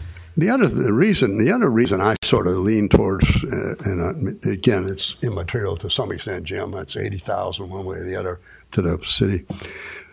The other thing it does, in my mind, it begins to cost properly for our other funds. The electric fund, we've taken an awful lot of abuse over the electrical utilities, which I personally think a lot of this carping, but. Then electric has to fund another $275,000 a year, so that what we're projecting now, $900,000 a year, 1% of the deal we're projecting forward to the balance. It pushes that right into the electric company. So instead of it being $900,000, it's $700,000. Keeping in mind that they're paying their fair share right now, too, though. Understand that the general fund's not footing the whole bill. Each fund is footing. I know that. That's what I'm saying. So, yeah. I'm saying, Glenn, that's right. The pay-as-you-go is So I think the general fund is the only place we're worried. Yeah, that's where I'm worried about primarily because we have revenues from the others. But to put it in perspective, $80,000 doesn't sound like much, but that's like 2 cops. I understand. I mean, that's the pressure we're under this year. Yeah, and Jim, the problem with that analysis, that's the pressure we're going to be in forever, period. We're in a 2-year election cycle. It doesn't make any difference what we do. We're in that pressure. We can't avoid it. We're going to be with it forever. We got politicians. Forever's a long time. I know, but you know what I'm saying. We got on a 2-year election schedule, we can't avoid being pressured by our employees, and this is going to be with us forever. For a long time. Yeah. It will be. Maybe all longer than you and I are here. Probably. Well, there is something to be said, though, for if we can get over the hurdle of simply establishing an OPEB trust, you can always speed up the rate at which you fund it in the future. I think the big hurdle is getting, that whether the number's 295 or 328 or something in between, or it's going to be a little different depending on actual health insurance costs. Getting over the hurdle of actually taking that money and getting essentially nothing for it immediately and putting it in a trust fund is a big hurdle. Well, and you may be right, politically correct. That may be the issue, and Jim knows more about that than I do. I certainly think we've come a long way. So if we can get it even into the 27 year this year and move forward, get us moving. Begin to resolve this issue. And address the issue. Yes, I agree with you, Glenn, and I think that's where I'm coming from. If you started mixing this with property taxes or something, you really get an issue, and that's what I'm We'll trying lose. to avoid. Yes. We'll lose if we do that. Well, It goes up against something tangible. Yeah. Something tangible that people want, whether it be lifeguards or a police department, Well, I think we would lose, I mean, we may still. You will It's a lot of certainly get money. my vote on it moving to the 27 year. I mean, without a doubt. I'd prefer the 22, but I understand the politics of it. 27 is doable, and we should make it an effort as a group, the finance committee, to back the city group up and try to push it through a 27-year deal. But just push for the deal itself. Yeah. In other words, put it into the draft budget, identify it as such, and then see what council thinks Let's of get it into the draft budget. Right. And before we go, at the 27 years, it's under 8%. If that only was taken care of by taxes for the general fund, would be under a 7% increase. At the 22-year level, it's 11% increase. So I mean, double digit. So I agree that I think it's critical that we establish it. I agree with you, Glenn, and I think 27 years is certainly a reasonable out of the box way Right. to begin to, put a stake in the ground to go forward. Right. And as was done with the pension, is begin to put together a program in a trust, Right. so that we, and over time, as mentioned, as it accrues, if it works well, then the interest from the and the earnings are going to, in fact, reward. So, Yeah, I'd like you to- want to make a I'll make a motion that we recommend to the City Council that we go forward on the trust on a 27-year amortization trend line. comments? Second? Second. All in favor? Aye. Aye. Gosh, I wish it was always that easy. Got you up 5 years. No. Gotta start someplace. Well, that's the point. We have been working this issue Next year. for some time. Next- And I will tell you, I was one of those when Cindy first brought this concept to me that I really looked at it as a jaundiced eye and said, wait a minute, this is just another item to be siphoning off money. But the more we talked, the more I was convinced that we needed to set this up, that we're obligating the city and having the city recognize we have this obligation going forward. So I think it's a very, very good move for us. I think it is too. I think it helps our financial records and I think it helps us establish a critical image problem we have with us. The city people need to know, and our people we work with need to know our books are in a good shape. We're doing what we can do to fund the city. And we may need tax increases, but we need to know why we need tax increases. Not tax increases, but why and where the money is going to be spent. I think we are under pressure, Jim. I agree. I agree. And this makes it even more transparent because we obviously set up the account and recognize the number. Is this number recalculated every year, the 35 million? Yes. So that's- Actually, we're allowed to do it every 2 years. Okay, so then We don't have to do it every apply year. the years remaining to that balance? Once you set up the trust, it's just like the pensions. It's an actuarial evaluation every year or 2 years at your discretion, and they recalculate liabilities, earnings, based on the current census data. So understand that number can rise and fall now over time. Better investment earnings, it'll do better. Worse census experience, it'll do worse. It'll be just like the pensions. So when you have a new number of what that projected liability is, what you subtract out what you have already put in the reserve, Well, and then you divide that by the remaining years left. This number's going to be changing every year. It's not the number same will amount. change. It won't be quite that straightforward. It's actuarial science, which is somewhere near astrology and voodoo. But the actual they will dollar every year. amount we're showing here is going to change based on how these change. Exactly. Based on experience, good or bad, it will rise and fall the same the way the pension does So once we can't say that if we take the 27 years, every year it's going to be 328,000. That's going to We get to argue over our rate of return then. The projection of the 7% that we use on pension. And on this one, we're using 6 because at first we won't have that much money, and also we're going to be a little more conservative when we have lower balances. So as we go into the future, it'll be given that same type of scrutiny as the pensions. What are they using as an increase in the cost percentage-wise? In the health insurance costs, I think the initial years are 8, and then it goes to a long-term 3 or something. They have 3 tiers across the 27 years. We can pull out the original valuation. Unfortunately, I don't think I brought it with me. I think I just brought the impact statement. Well, we found out with the pension that each time we thought we were going to get a reduction, we were surprised with the change in one of the variables. That, to your point, Catherine, that you really don't know until they pull their rabbit out of the hat to see what that year's valuation is going to be.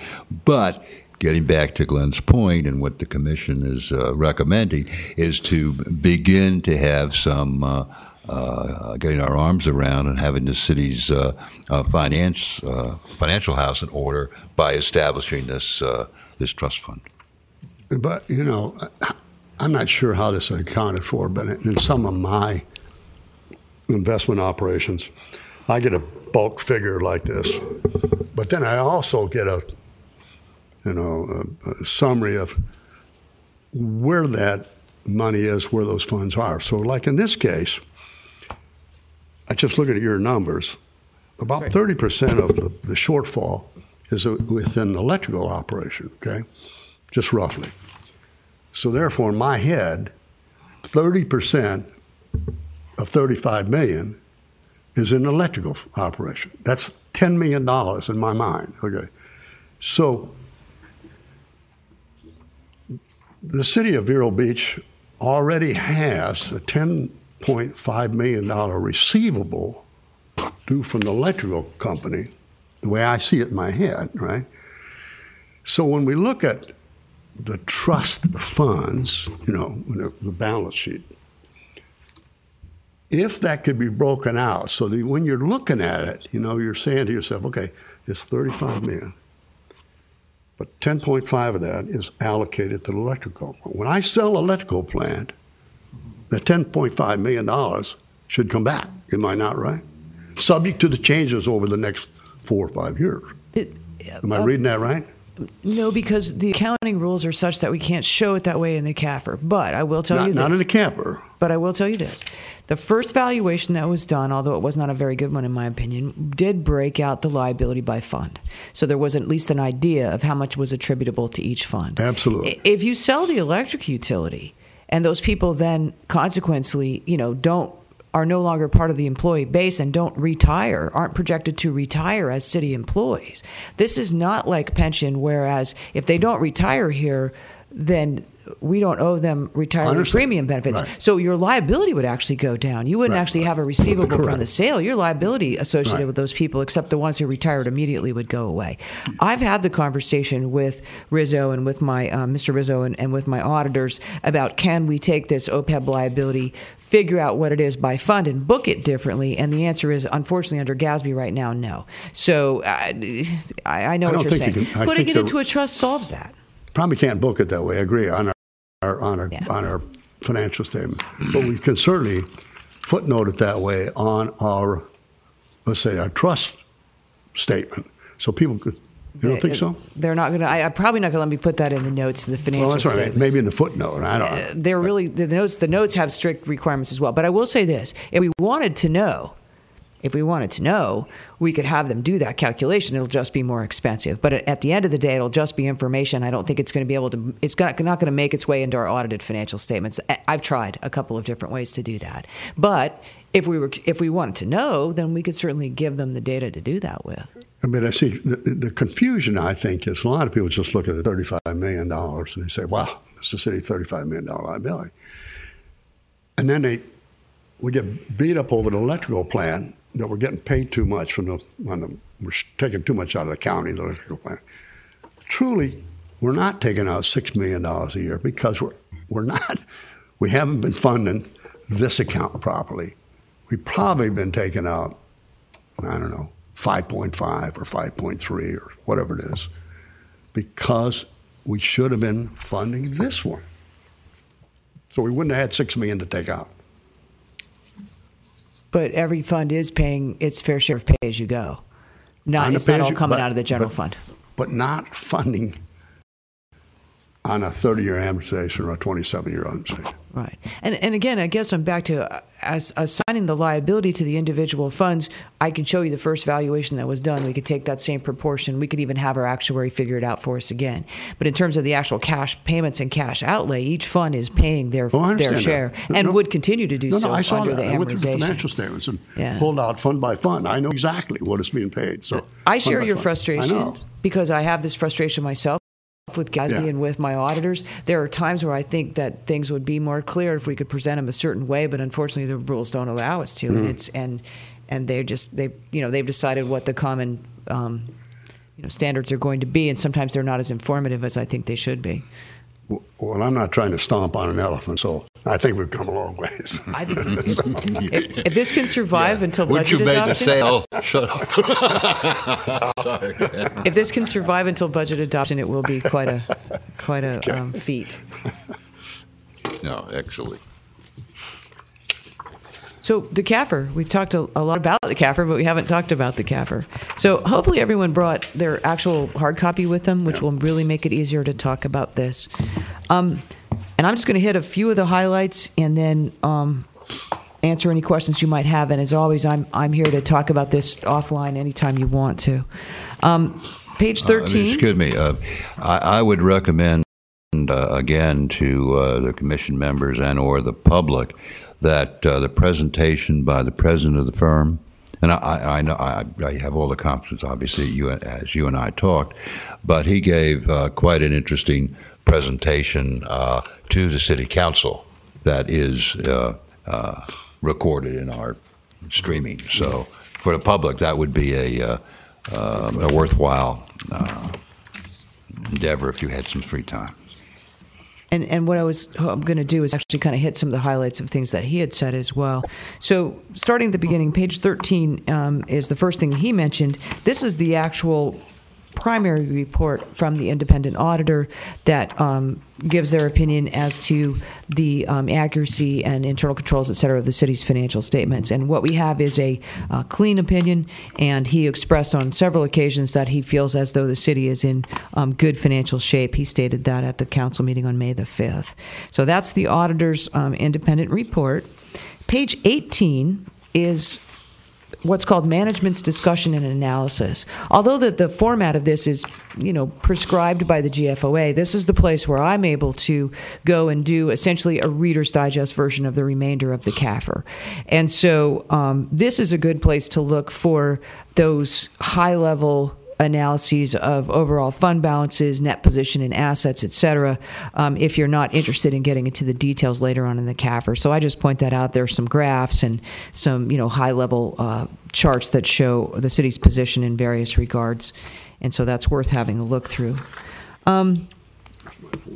Page 30, the thing that Mr. Brevant and I have been discussing at length. This is what are known as the government-wide statements, the statement of net position for the total government. And this is absolutely not, this includes so many non-cash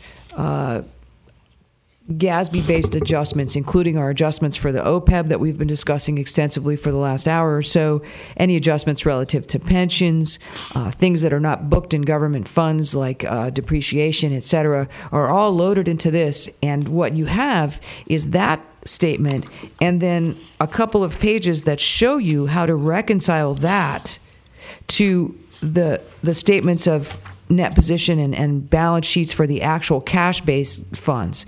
So if you have any questions about that, I'm happy to go through it, but that's a good thing to kind of look at, hold that in one hand, and then, for instance, go to page 33, the reconciliation of the balance sheet of governmental funds to the net position government-wide, and it'll show you what the differences are between where we sit on a cash basis and where we sit on a GASB government-wide basis. So having skipped past that one without getting into it too much, let's look at page 36. Page 33? 36. 36. This is, now we're into the governmental funds and the more, cash current liabilities basis of things. This is a chart that shows our original budget and our final amended budget versus the actual amounts we received and expended in the general fund. And my point on looking at this page is what we were talking about earlier, that quarterly review, the variance analysis, the scrutiny, the budgetary compliance we've undertaken for the last few years has paid off in expenditures that were less than even our original budgeted amounts and less than our final amended budget, and we had an increase of about $471,000 at the end of the year in our general fund balance, which is now at about $9.6 million. Very healthy general fund position. If you go to page 41 and 42, these are the statements of revenues and expenses and the changes in net position for all of our enterprise funds. And if you look kind of the bottom line down in changes in net position, a good year for our electric utility, our water and sewer system, our airport, all with $2 and then $1 million plus for water and sewer in the airport in changes in net position. As a matter of fact, all our enterprise funds in the positive and the change in net position, with the exception of our recreation fund. And that is the last year that you will see that as an enterprise fund. We, with the recommendation of the Finance Commission and the concurrence of the Rec Commission, recreation will no longer show as an enterprise fund in any future CAFRs. It was folded into the general fund as part of the 15-16 budget, or 14-15 budget. So things are fine there. Page 76.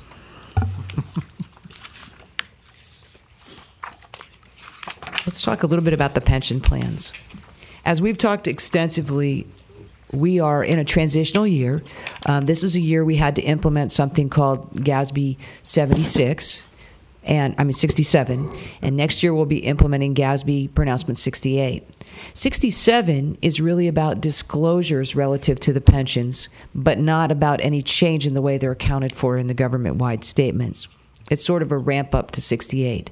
Next year, for the fiscal year that ends 15, we will actually have to show the entire, at that point, unfunded liability of the pension funds. We're not talking about OPEB right now. We're talking about pension on the city's government-wide balance sheet. Right. But there will also be some changes in the way that that is calculated.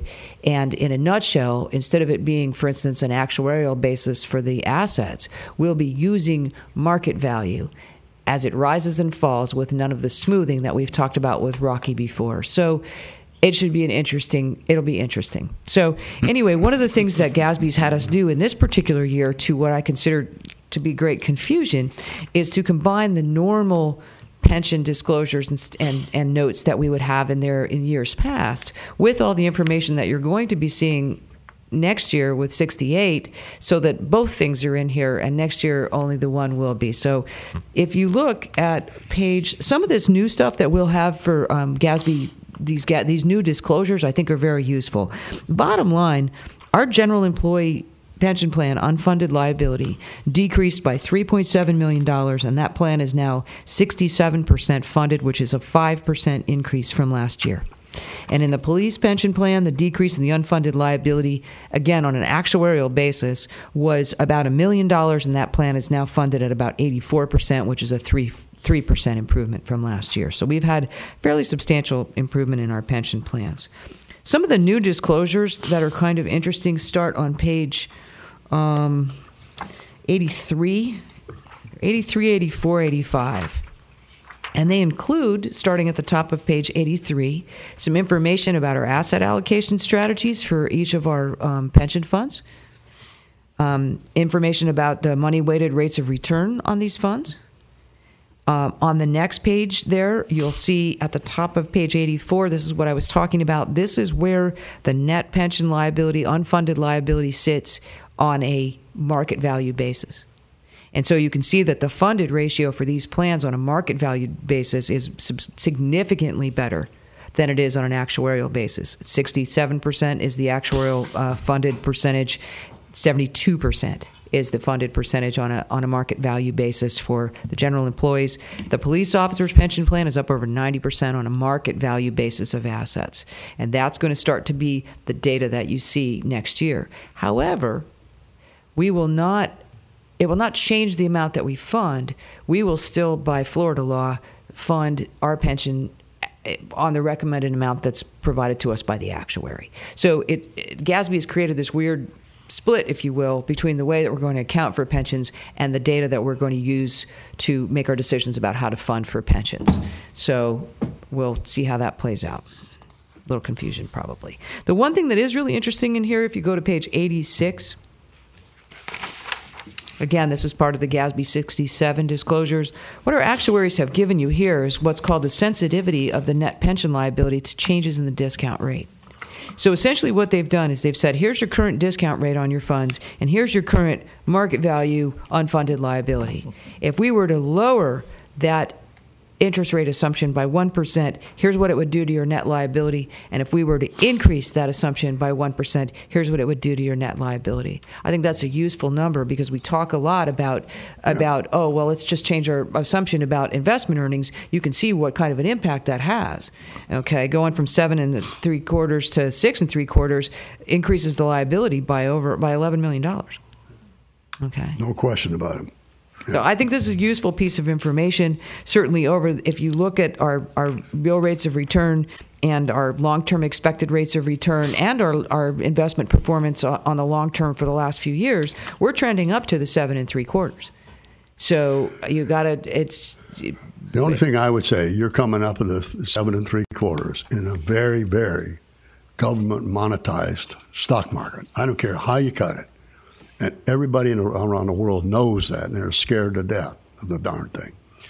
And I would suggest, if you looked at the average PE in our portfolio at the end of 2014 and compare it with the end of our average PE in the 2010, we would find our price-earnings ratios are really inflated. So we have a higher risk portfolio. There isn't any doubt about it. It's stock investment, no question about it, which would mean it's subject to huge downside. And one of the things that we've talked about that we have to do, and we've talked about this some with the General Employee Pension Committee, is as we freeze this plan, not immediately but very soon, we actually have to change our investment mix because we no longer have an open plan. There are no longer any contributions into that plan. It has to last until the last retiree passes away on investment earnings. And so we have to change not only our actual approach to the mix, but lower our investment return assumptions. And we're going to do that. I think what this demonstrates to you is we need to do that in a very considered way, because if you just drop it a percent and it's all in, it could have a huge impact on your funding. Yeah, that's right. It could. Mm-hmm. Yeah. Cindy, I'm looking at page 87 and the composition of the benefit plans. I notice the general fund pension is the greatest one at $71 million, and it's all in mutual funds, whereas those with fewer assets, the firefighters and police, are actually in some corporate stocks, and actually that's they not, seem to be getting a little better coverage. It's not.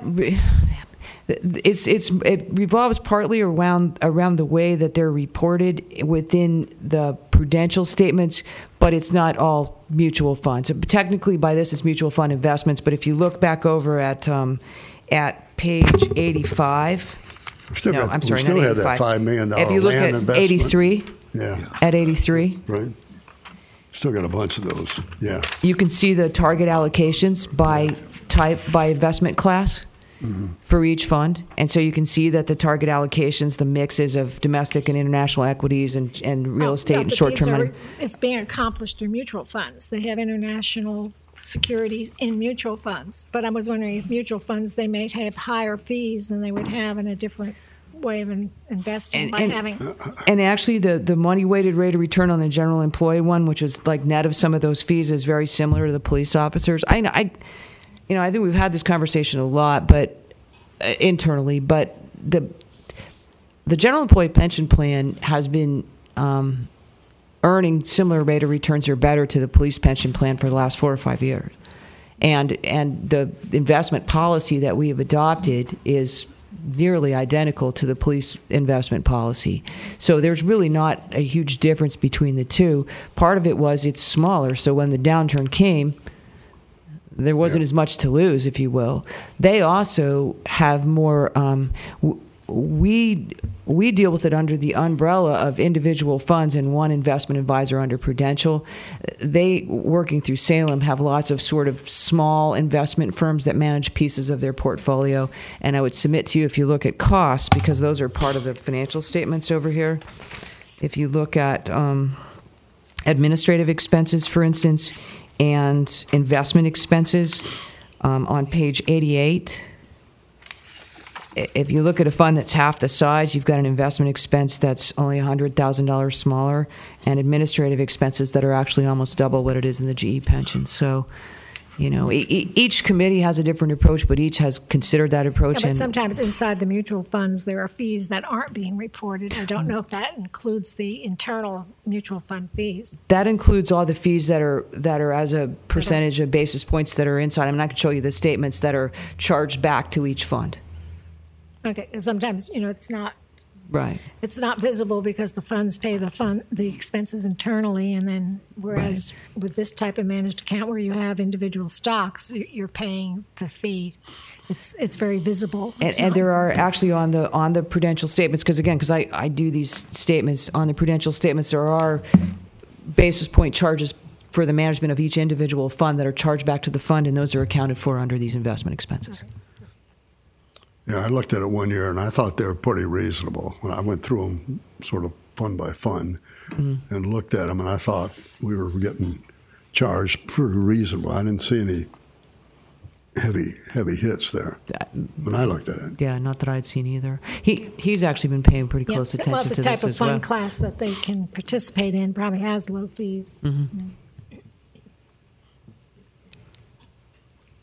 So the bottom line is next year what we're going to be looking at across all these funds is adding depending on how we go in the coming year, adding a fairly substantial amount of unfunded net pension liability to the government-wide statements, and there's just no way around that at this point. That's the new GASB, so we'll stay tuned for that.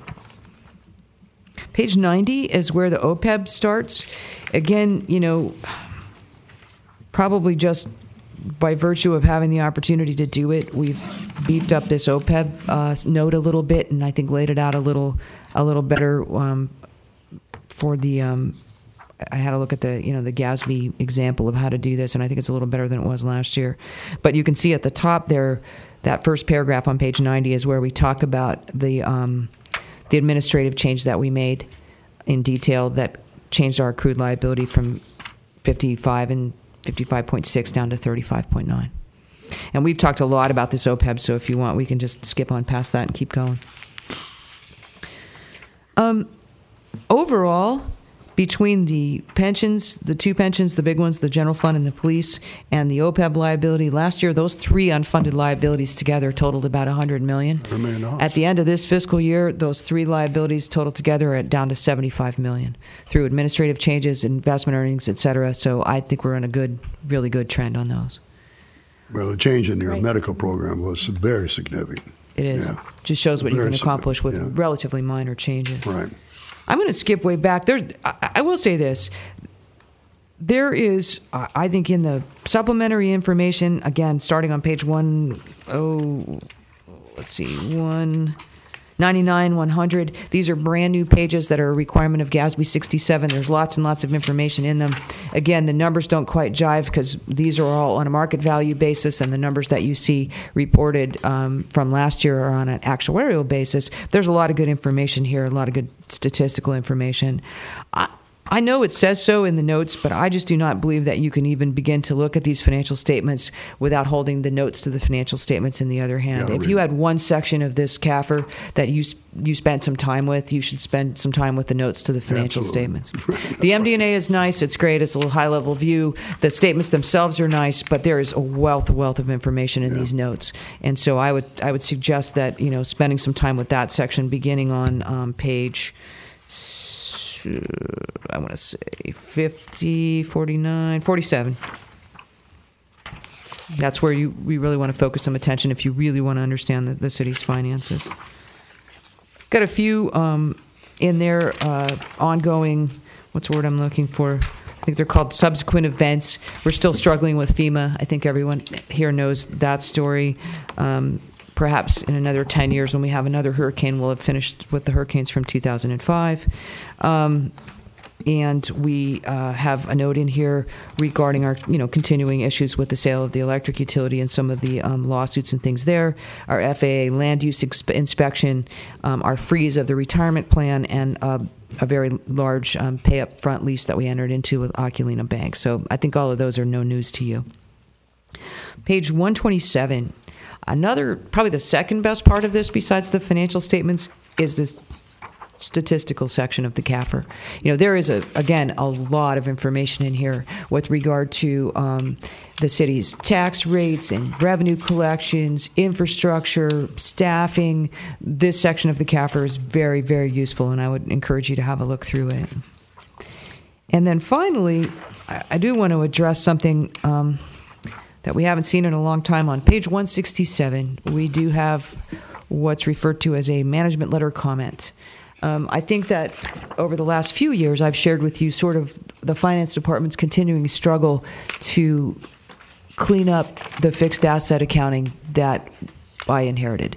The very first year I was here, the second year I was here, I think we had a fairly substantial prior period adjustment because there had not been a physical inventory in quite some time. And even though it didn't affect the bottom line very much because almost all the things that were no longer in our possession were fully depreciated, they needed to come off the books if we did not have them. So we undertook a huge physical accounting and made that adjustment and followed it up with a little more in the following year.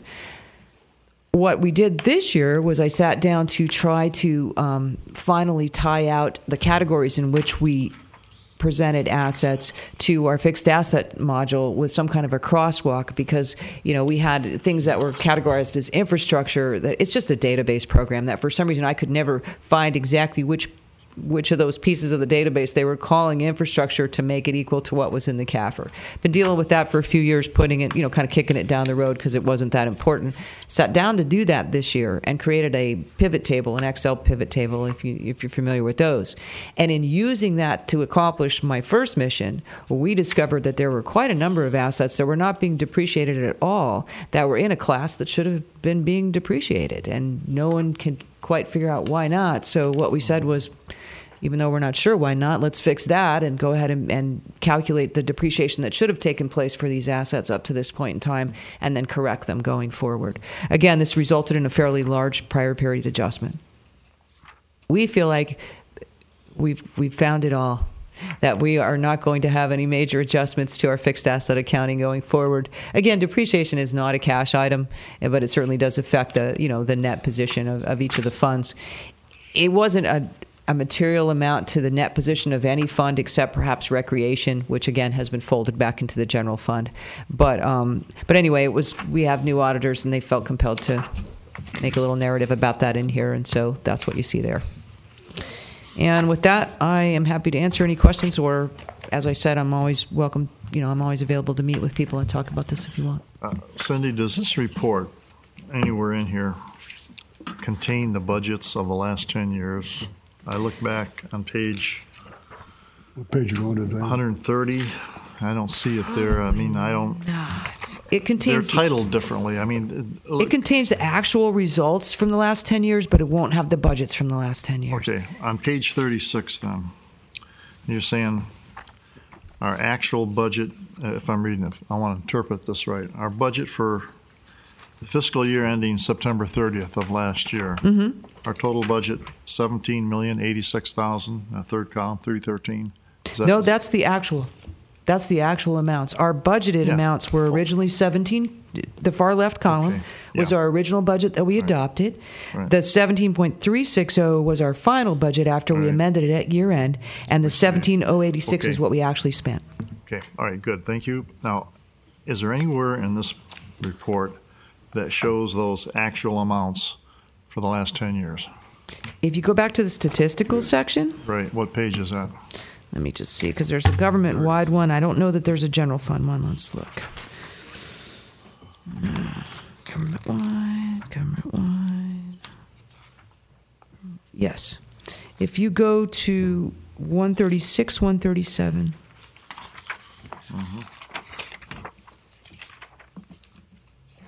Well, there. You see, for 214, the total expenditures are $20,606,000. Right, but again, that will be on a different basis. The capital outlay, and it's the debt service that's the primary, because the debt service is actually a transfer out. So that should be the difference between the two. Let me go back to 36. Yeah, the primary difference is going to be that debt service, which on 36 is a transfer out, and on 136 is shown as in the expenditures. Well, the purpose of what I'm trying to get at is I just would like to see some written substantiation of what I'm hearing from several people, is that there have been substantial cuts made over the last 5-6 years in our actual budget, actual amounts. That third column under page 36, if they say, well, we've made cuts because, quite frankly, I don't see it. No, could be wrong. I'd like to be corrected. If you look at page 136, 137, including debt service, if you look at 2010, it was $25.3 million as opposed to $20.6 in 2014 on an apples-to-apples basis. The other thing I think that the city manager was pointing out is there's actually a chart in here that shows the staffing levels by fund. Let me find that. If you look at page 151, and it's broken into general fund or governmental activities and then business type activities separately. And if you look at the trend there, it's been from 250 people in 2010 down to 185 budgeted positions in 2014. I think that's the one you were talking about, wasn't it, Jim? Okay, But also Yeah. But also the number, if you compare, again, going back to what Cindy pointed out, the 25.3 in 2010 to the 20.6 in 2014, and actually in 2013 it was 19.6. you're losing me. What page are you This on? is on page 136.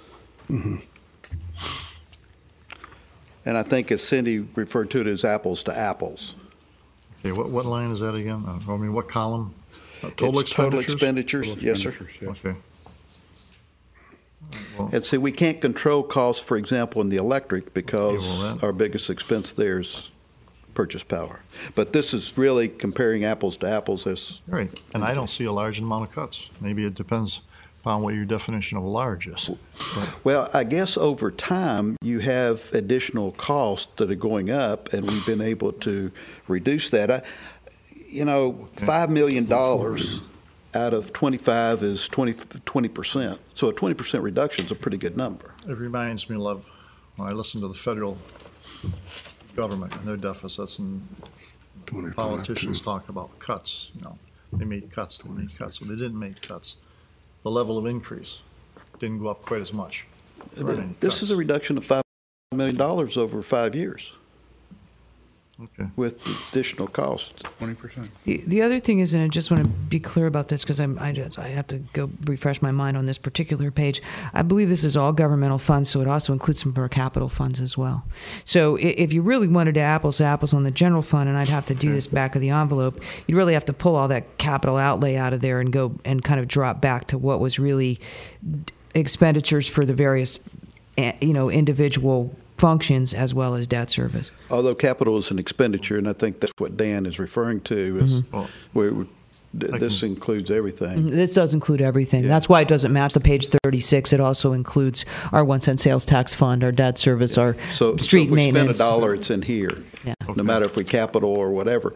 I then see you- a big cut in that 1 year from 210 to 211. That is huge. And that's primarily in capital spending. Okay. Yeah, Dan, when I look at it, if you take the total expenditures and subtract out the debt service and the principal capital outlays, like in 2010 we were at 19 million net of debt service and capital outlays. And by the time we get to 2014, we're down to around 18 million. So we're down about $1 million. The difficulty you're beginning to see, and I've said this publicly, and the problem we're seeing is all departments, Dan, all departments, with the exception of one, have had reduced cost and reduced number of people.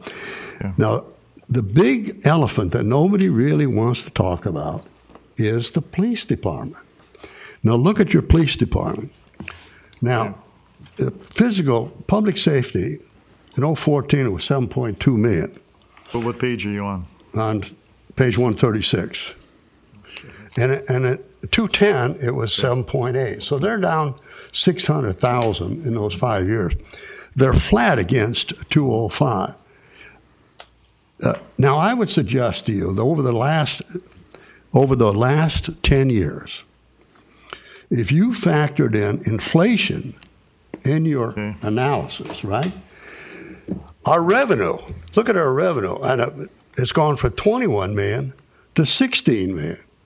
Now our revenue is down $5 million on that same page, Dan. Our revenue is down $5 million, real dollars, not inflated dollars, real dollars.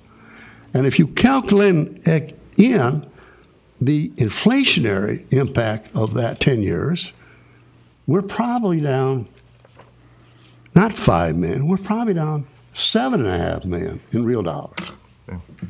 Now, So- our expenses aren't down comparably because inflation's in our expenses. There's no inflation value in our revenue because the taxes haven't gone up, period. The city is not growing. What we have is a dead asset. We got what? Please don't refer to Vero Beach as a dead asset. Well, not a dead asset. Be careful. But we got a city that's tied in. It can't expand. It can't grow. We are restricted in what our growth can Right? be. We don't have no growth vehicle in the city, and the depreciable bases in the city are being depreciated. They're not. We don't see a lot of new houses being built because we don't have land. We don't have houses being remodeled. The building codes are too tight. If you look at page 140, you can see I mean, the tax history is what you're. The taxes are right there. flat, Dan. They're actually down. We have had no tax 2005. increase in 10 years. The city's tax rate is And I appreciate 2.0. that. That speaks well of the city government, that they can It run the does. services without. That's exactly right, Well, the Dan. millage hasn't gone up, but the assessed values go up and down a little bit. Millage Our has assessed actually values gone haven't down. gone up. Our mill rate has not gone up. Gone down. And what is happening is, to some extent, we're cannibalizing our assets. You and I have been in business, and we've seen that happen to us. Yeah. We couldn't rebuild capital. We cannibalized our assets. What's happening here in the city? Every one of our city hall buildings are getting older. Look at them. Drive around, right? Yeah. And so, for people, this is what concerns me. I hear people say, we got a dysfunctional government. That is so far off center. It's ridiculous. We have got the best investment we've ever made in the last 5 years is sitting right here in front of you. These two people. They have literally helped turn the city around. The balance sheets we're seeing today are the best we've ever seen. The budgets we're seeing today are the best we've ever seen. And they have listened very carefully and tried to implement good government policy. And I think they've done a great job of it. Now, I live in the city, and I am tired of hearing people say the city is dysfunctional, not managed right, too expensive. Well, I literally have gone through every single department, and I'm telling you, there's no fat in this department. The police department is running on a shoestring, for Christ's sake. If you take the payroll out of their operation and look at what's left for cars, gas, bullets, training, it's nothing. Am I saying this right, Jim? That is correct. Labor in the police, or labor really in the Just- total organization is it's a all of it. major factor. To that point, labor is 77% of the general fund. Absolutely. So, and what has come down, as pointed out, it's been labor that has been diminished year after year. Yeah. And that's 77%. So when people talk about what are you going to cut, your operating expenses after you take out debt is a small percentage of the total cost. I'm talking general fund. Yeah. Very different in the enterprise funds, such as electric, where in fact your labor is a minimal cost, Right. as opposed to general fund. Yeah, the bigger problem nobody wants to focus on and talk about is we have no growth engine here. The city does not have any land to grow on. We've exploded the airport. We can't do a thing to make any money on the airport. We've got land around the airport we can't sell for what we paid for. We can't annex because we don't have any value added to somebody for us to annex. Not yet. And 40% of the property is non-taxable. Yeah. You know, before we get off on a whole lot of doom and gloom here, just a couple things we have going for us. A is our location. People are reinvesting in the properties here because the value of the land exceeds that of the unit sitting on there. So we see a lot of redevelopment that is taking place. So we're very, very fortunate as a community to do that. The second thing is the income within our corporate limits actually is not that bad. I mean, we have issues and poverty countywide, but within the corporate limits, it's not really as bad as doom and gloom as you would think, which helps us in the fact that it may cost you a couple of dollars more to live in the city of Vero Beach, but those who can afford it choose to do that, which means that you're going to be paying for additional costs. And there was the sustainability thing. Think of our city. The fact of the matter is we have average state electric rates. We could debate that, I guess. We have competitive water and sewer rates. I would say we even better than that within our corporate limits. We have more than competitive in our garbage rates, and we have a very high level of service there. And so we have areas that revenue streams could be increased. Our property tax rate is really down at the bottom. I mean, it's really low. So we are a very sustainable community in the fact that if we feel like we need some more cops, or if we need, and we are expanding our park initiatives. We are taking on additional acreage that eventually you have to maintain. And we're doing a lot of these projects that are expanding, which will expand cost. But at the same time, if you look at our ability to raise revenues, we've held so low that we do have the ability, if the community wants that direction to go, if we expect the high level. For example, in a police department, over the season, we were averaging about 100 crashes a month. Now, if you take that over a 30-day period, that's a lot of crashes per day that take up man hours. There's no way to send that out and put a camera on it type of thing. And I use that as just one little statistic that are there. But the number of calls that we're getting, the inspections. I mean, we are now doing major inspections. We talked about that a little earlier of what we're doing. Our emphasis is on vacation rentals, but the fact of the matter is that we also have other issues, materials, the contractors operating without a license, housing stock in some areas is getting older and being neglected. We just went through the crisis where the banks are repossessing, and believe it or not, banks don't move people into houses. A lot of times they hold on to them till we cite them long enough that it exceeds the value of the property, and then all of a sudden we hear from one of the banks, especially the national banks.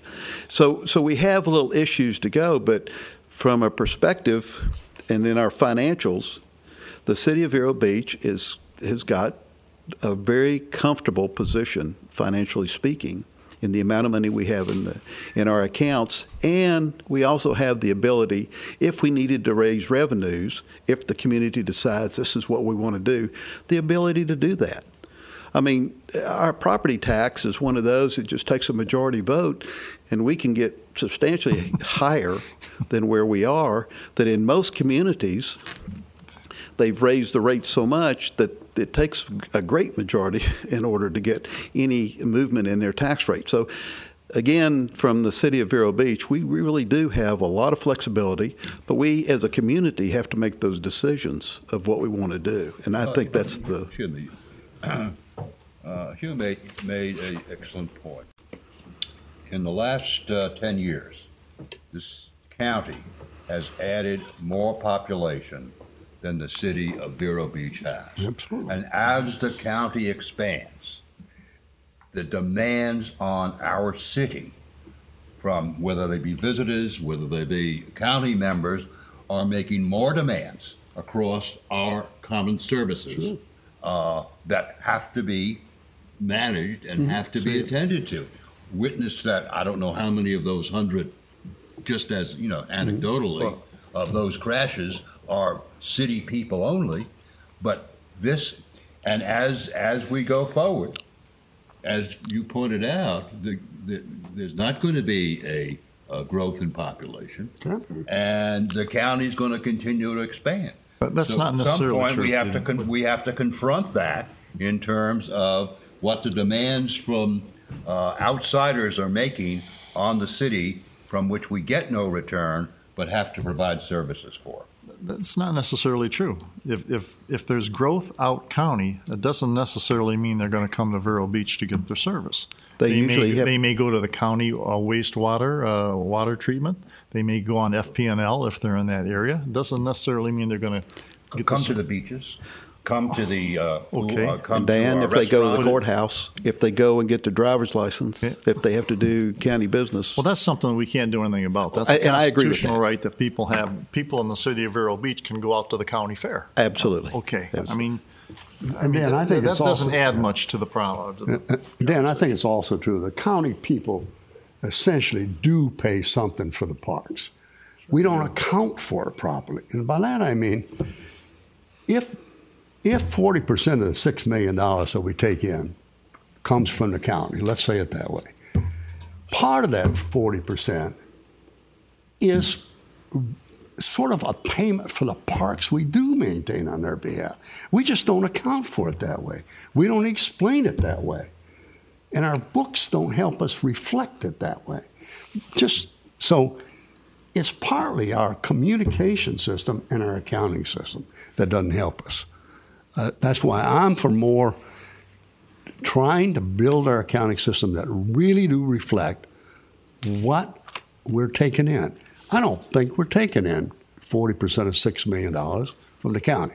I think we're taking in that much money, but part of that is for park maintenance, part of that's for other things. We just don't account for it that way. And we don't get credit for it that way either, right? No. But we can't do anything about it. If you look for loyalty from the county, you better buy a dog or something. You know, if I just You're don't not think gonna- we're going to get much help from the county. I don't think I mean, so. I don't think so, but I could be wrong. But right? But Joe's pretty generous. I'm sorry. Yeah. Joe's pretty generous. Generous That's a Joe. good job. That's a good Okay. job.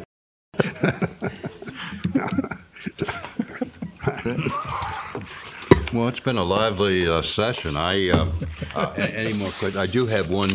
I'm sure. Would like to address it as There, any there other. actually, there actually was one more, your matter too. I know we've talked a lot about that. This is the chairman's You got it? Okay, good. Yes, I'd like to, because this again is going to percolate up as we go to into the budget season. But Glenn, you want to brief us on the utility, stormwater utility? I was asked as part of this committee to represent the committee on the stormwater committee, and I did go to two of their meetings, and we were presented with 4 proposals for the stormwater waste control situation. The committee of 6 did a real good job of going through the 4, which are pretty onerous to get through. And out of the 4, we ended up with 3 coming back for presentations. And frankly, each of the 3 would have done a fine job for the city. They were all amply qualified, presented themselves well. Any one of the 3 would have been super fine. We did end up with one. It was, I can't remember the name of it, Collective Water Resources. We recommended that group to the city council's thought process. They're a good group. They presented themselves well. There's a little more locality to them, and so I thought we, out of the group, did a pretty good job of getting one of the 3. Was there cost proposals in there too? No, there weren't. And they don't ask me why. There's something about the code. They don't put the money in. Yeah. This is not unusual.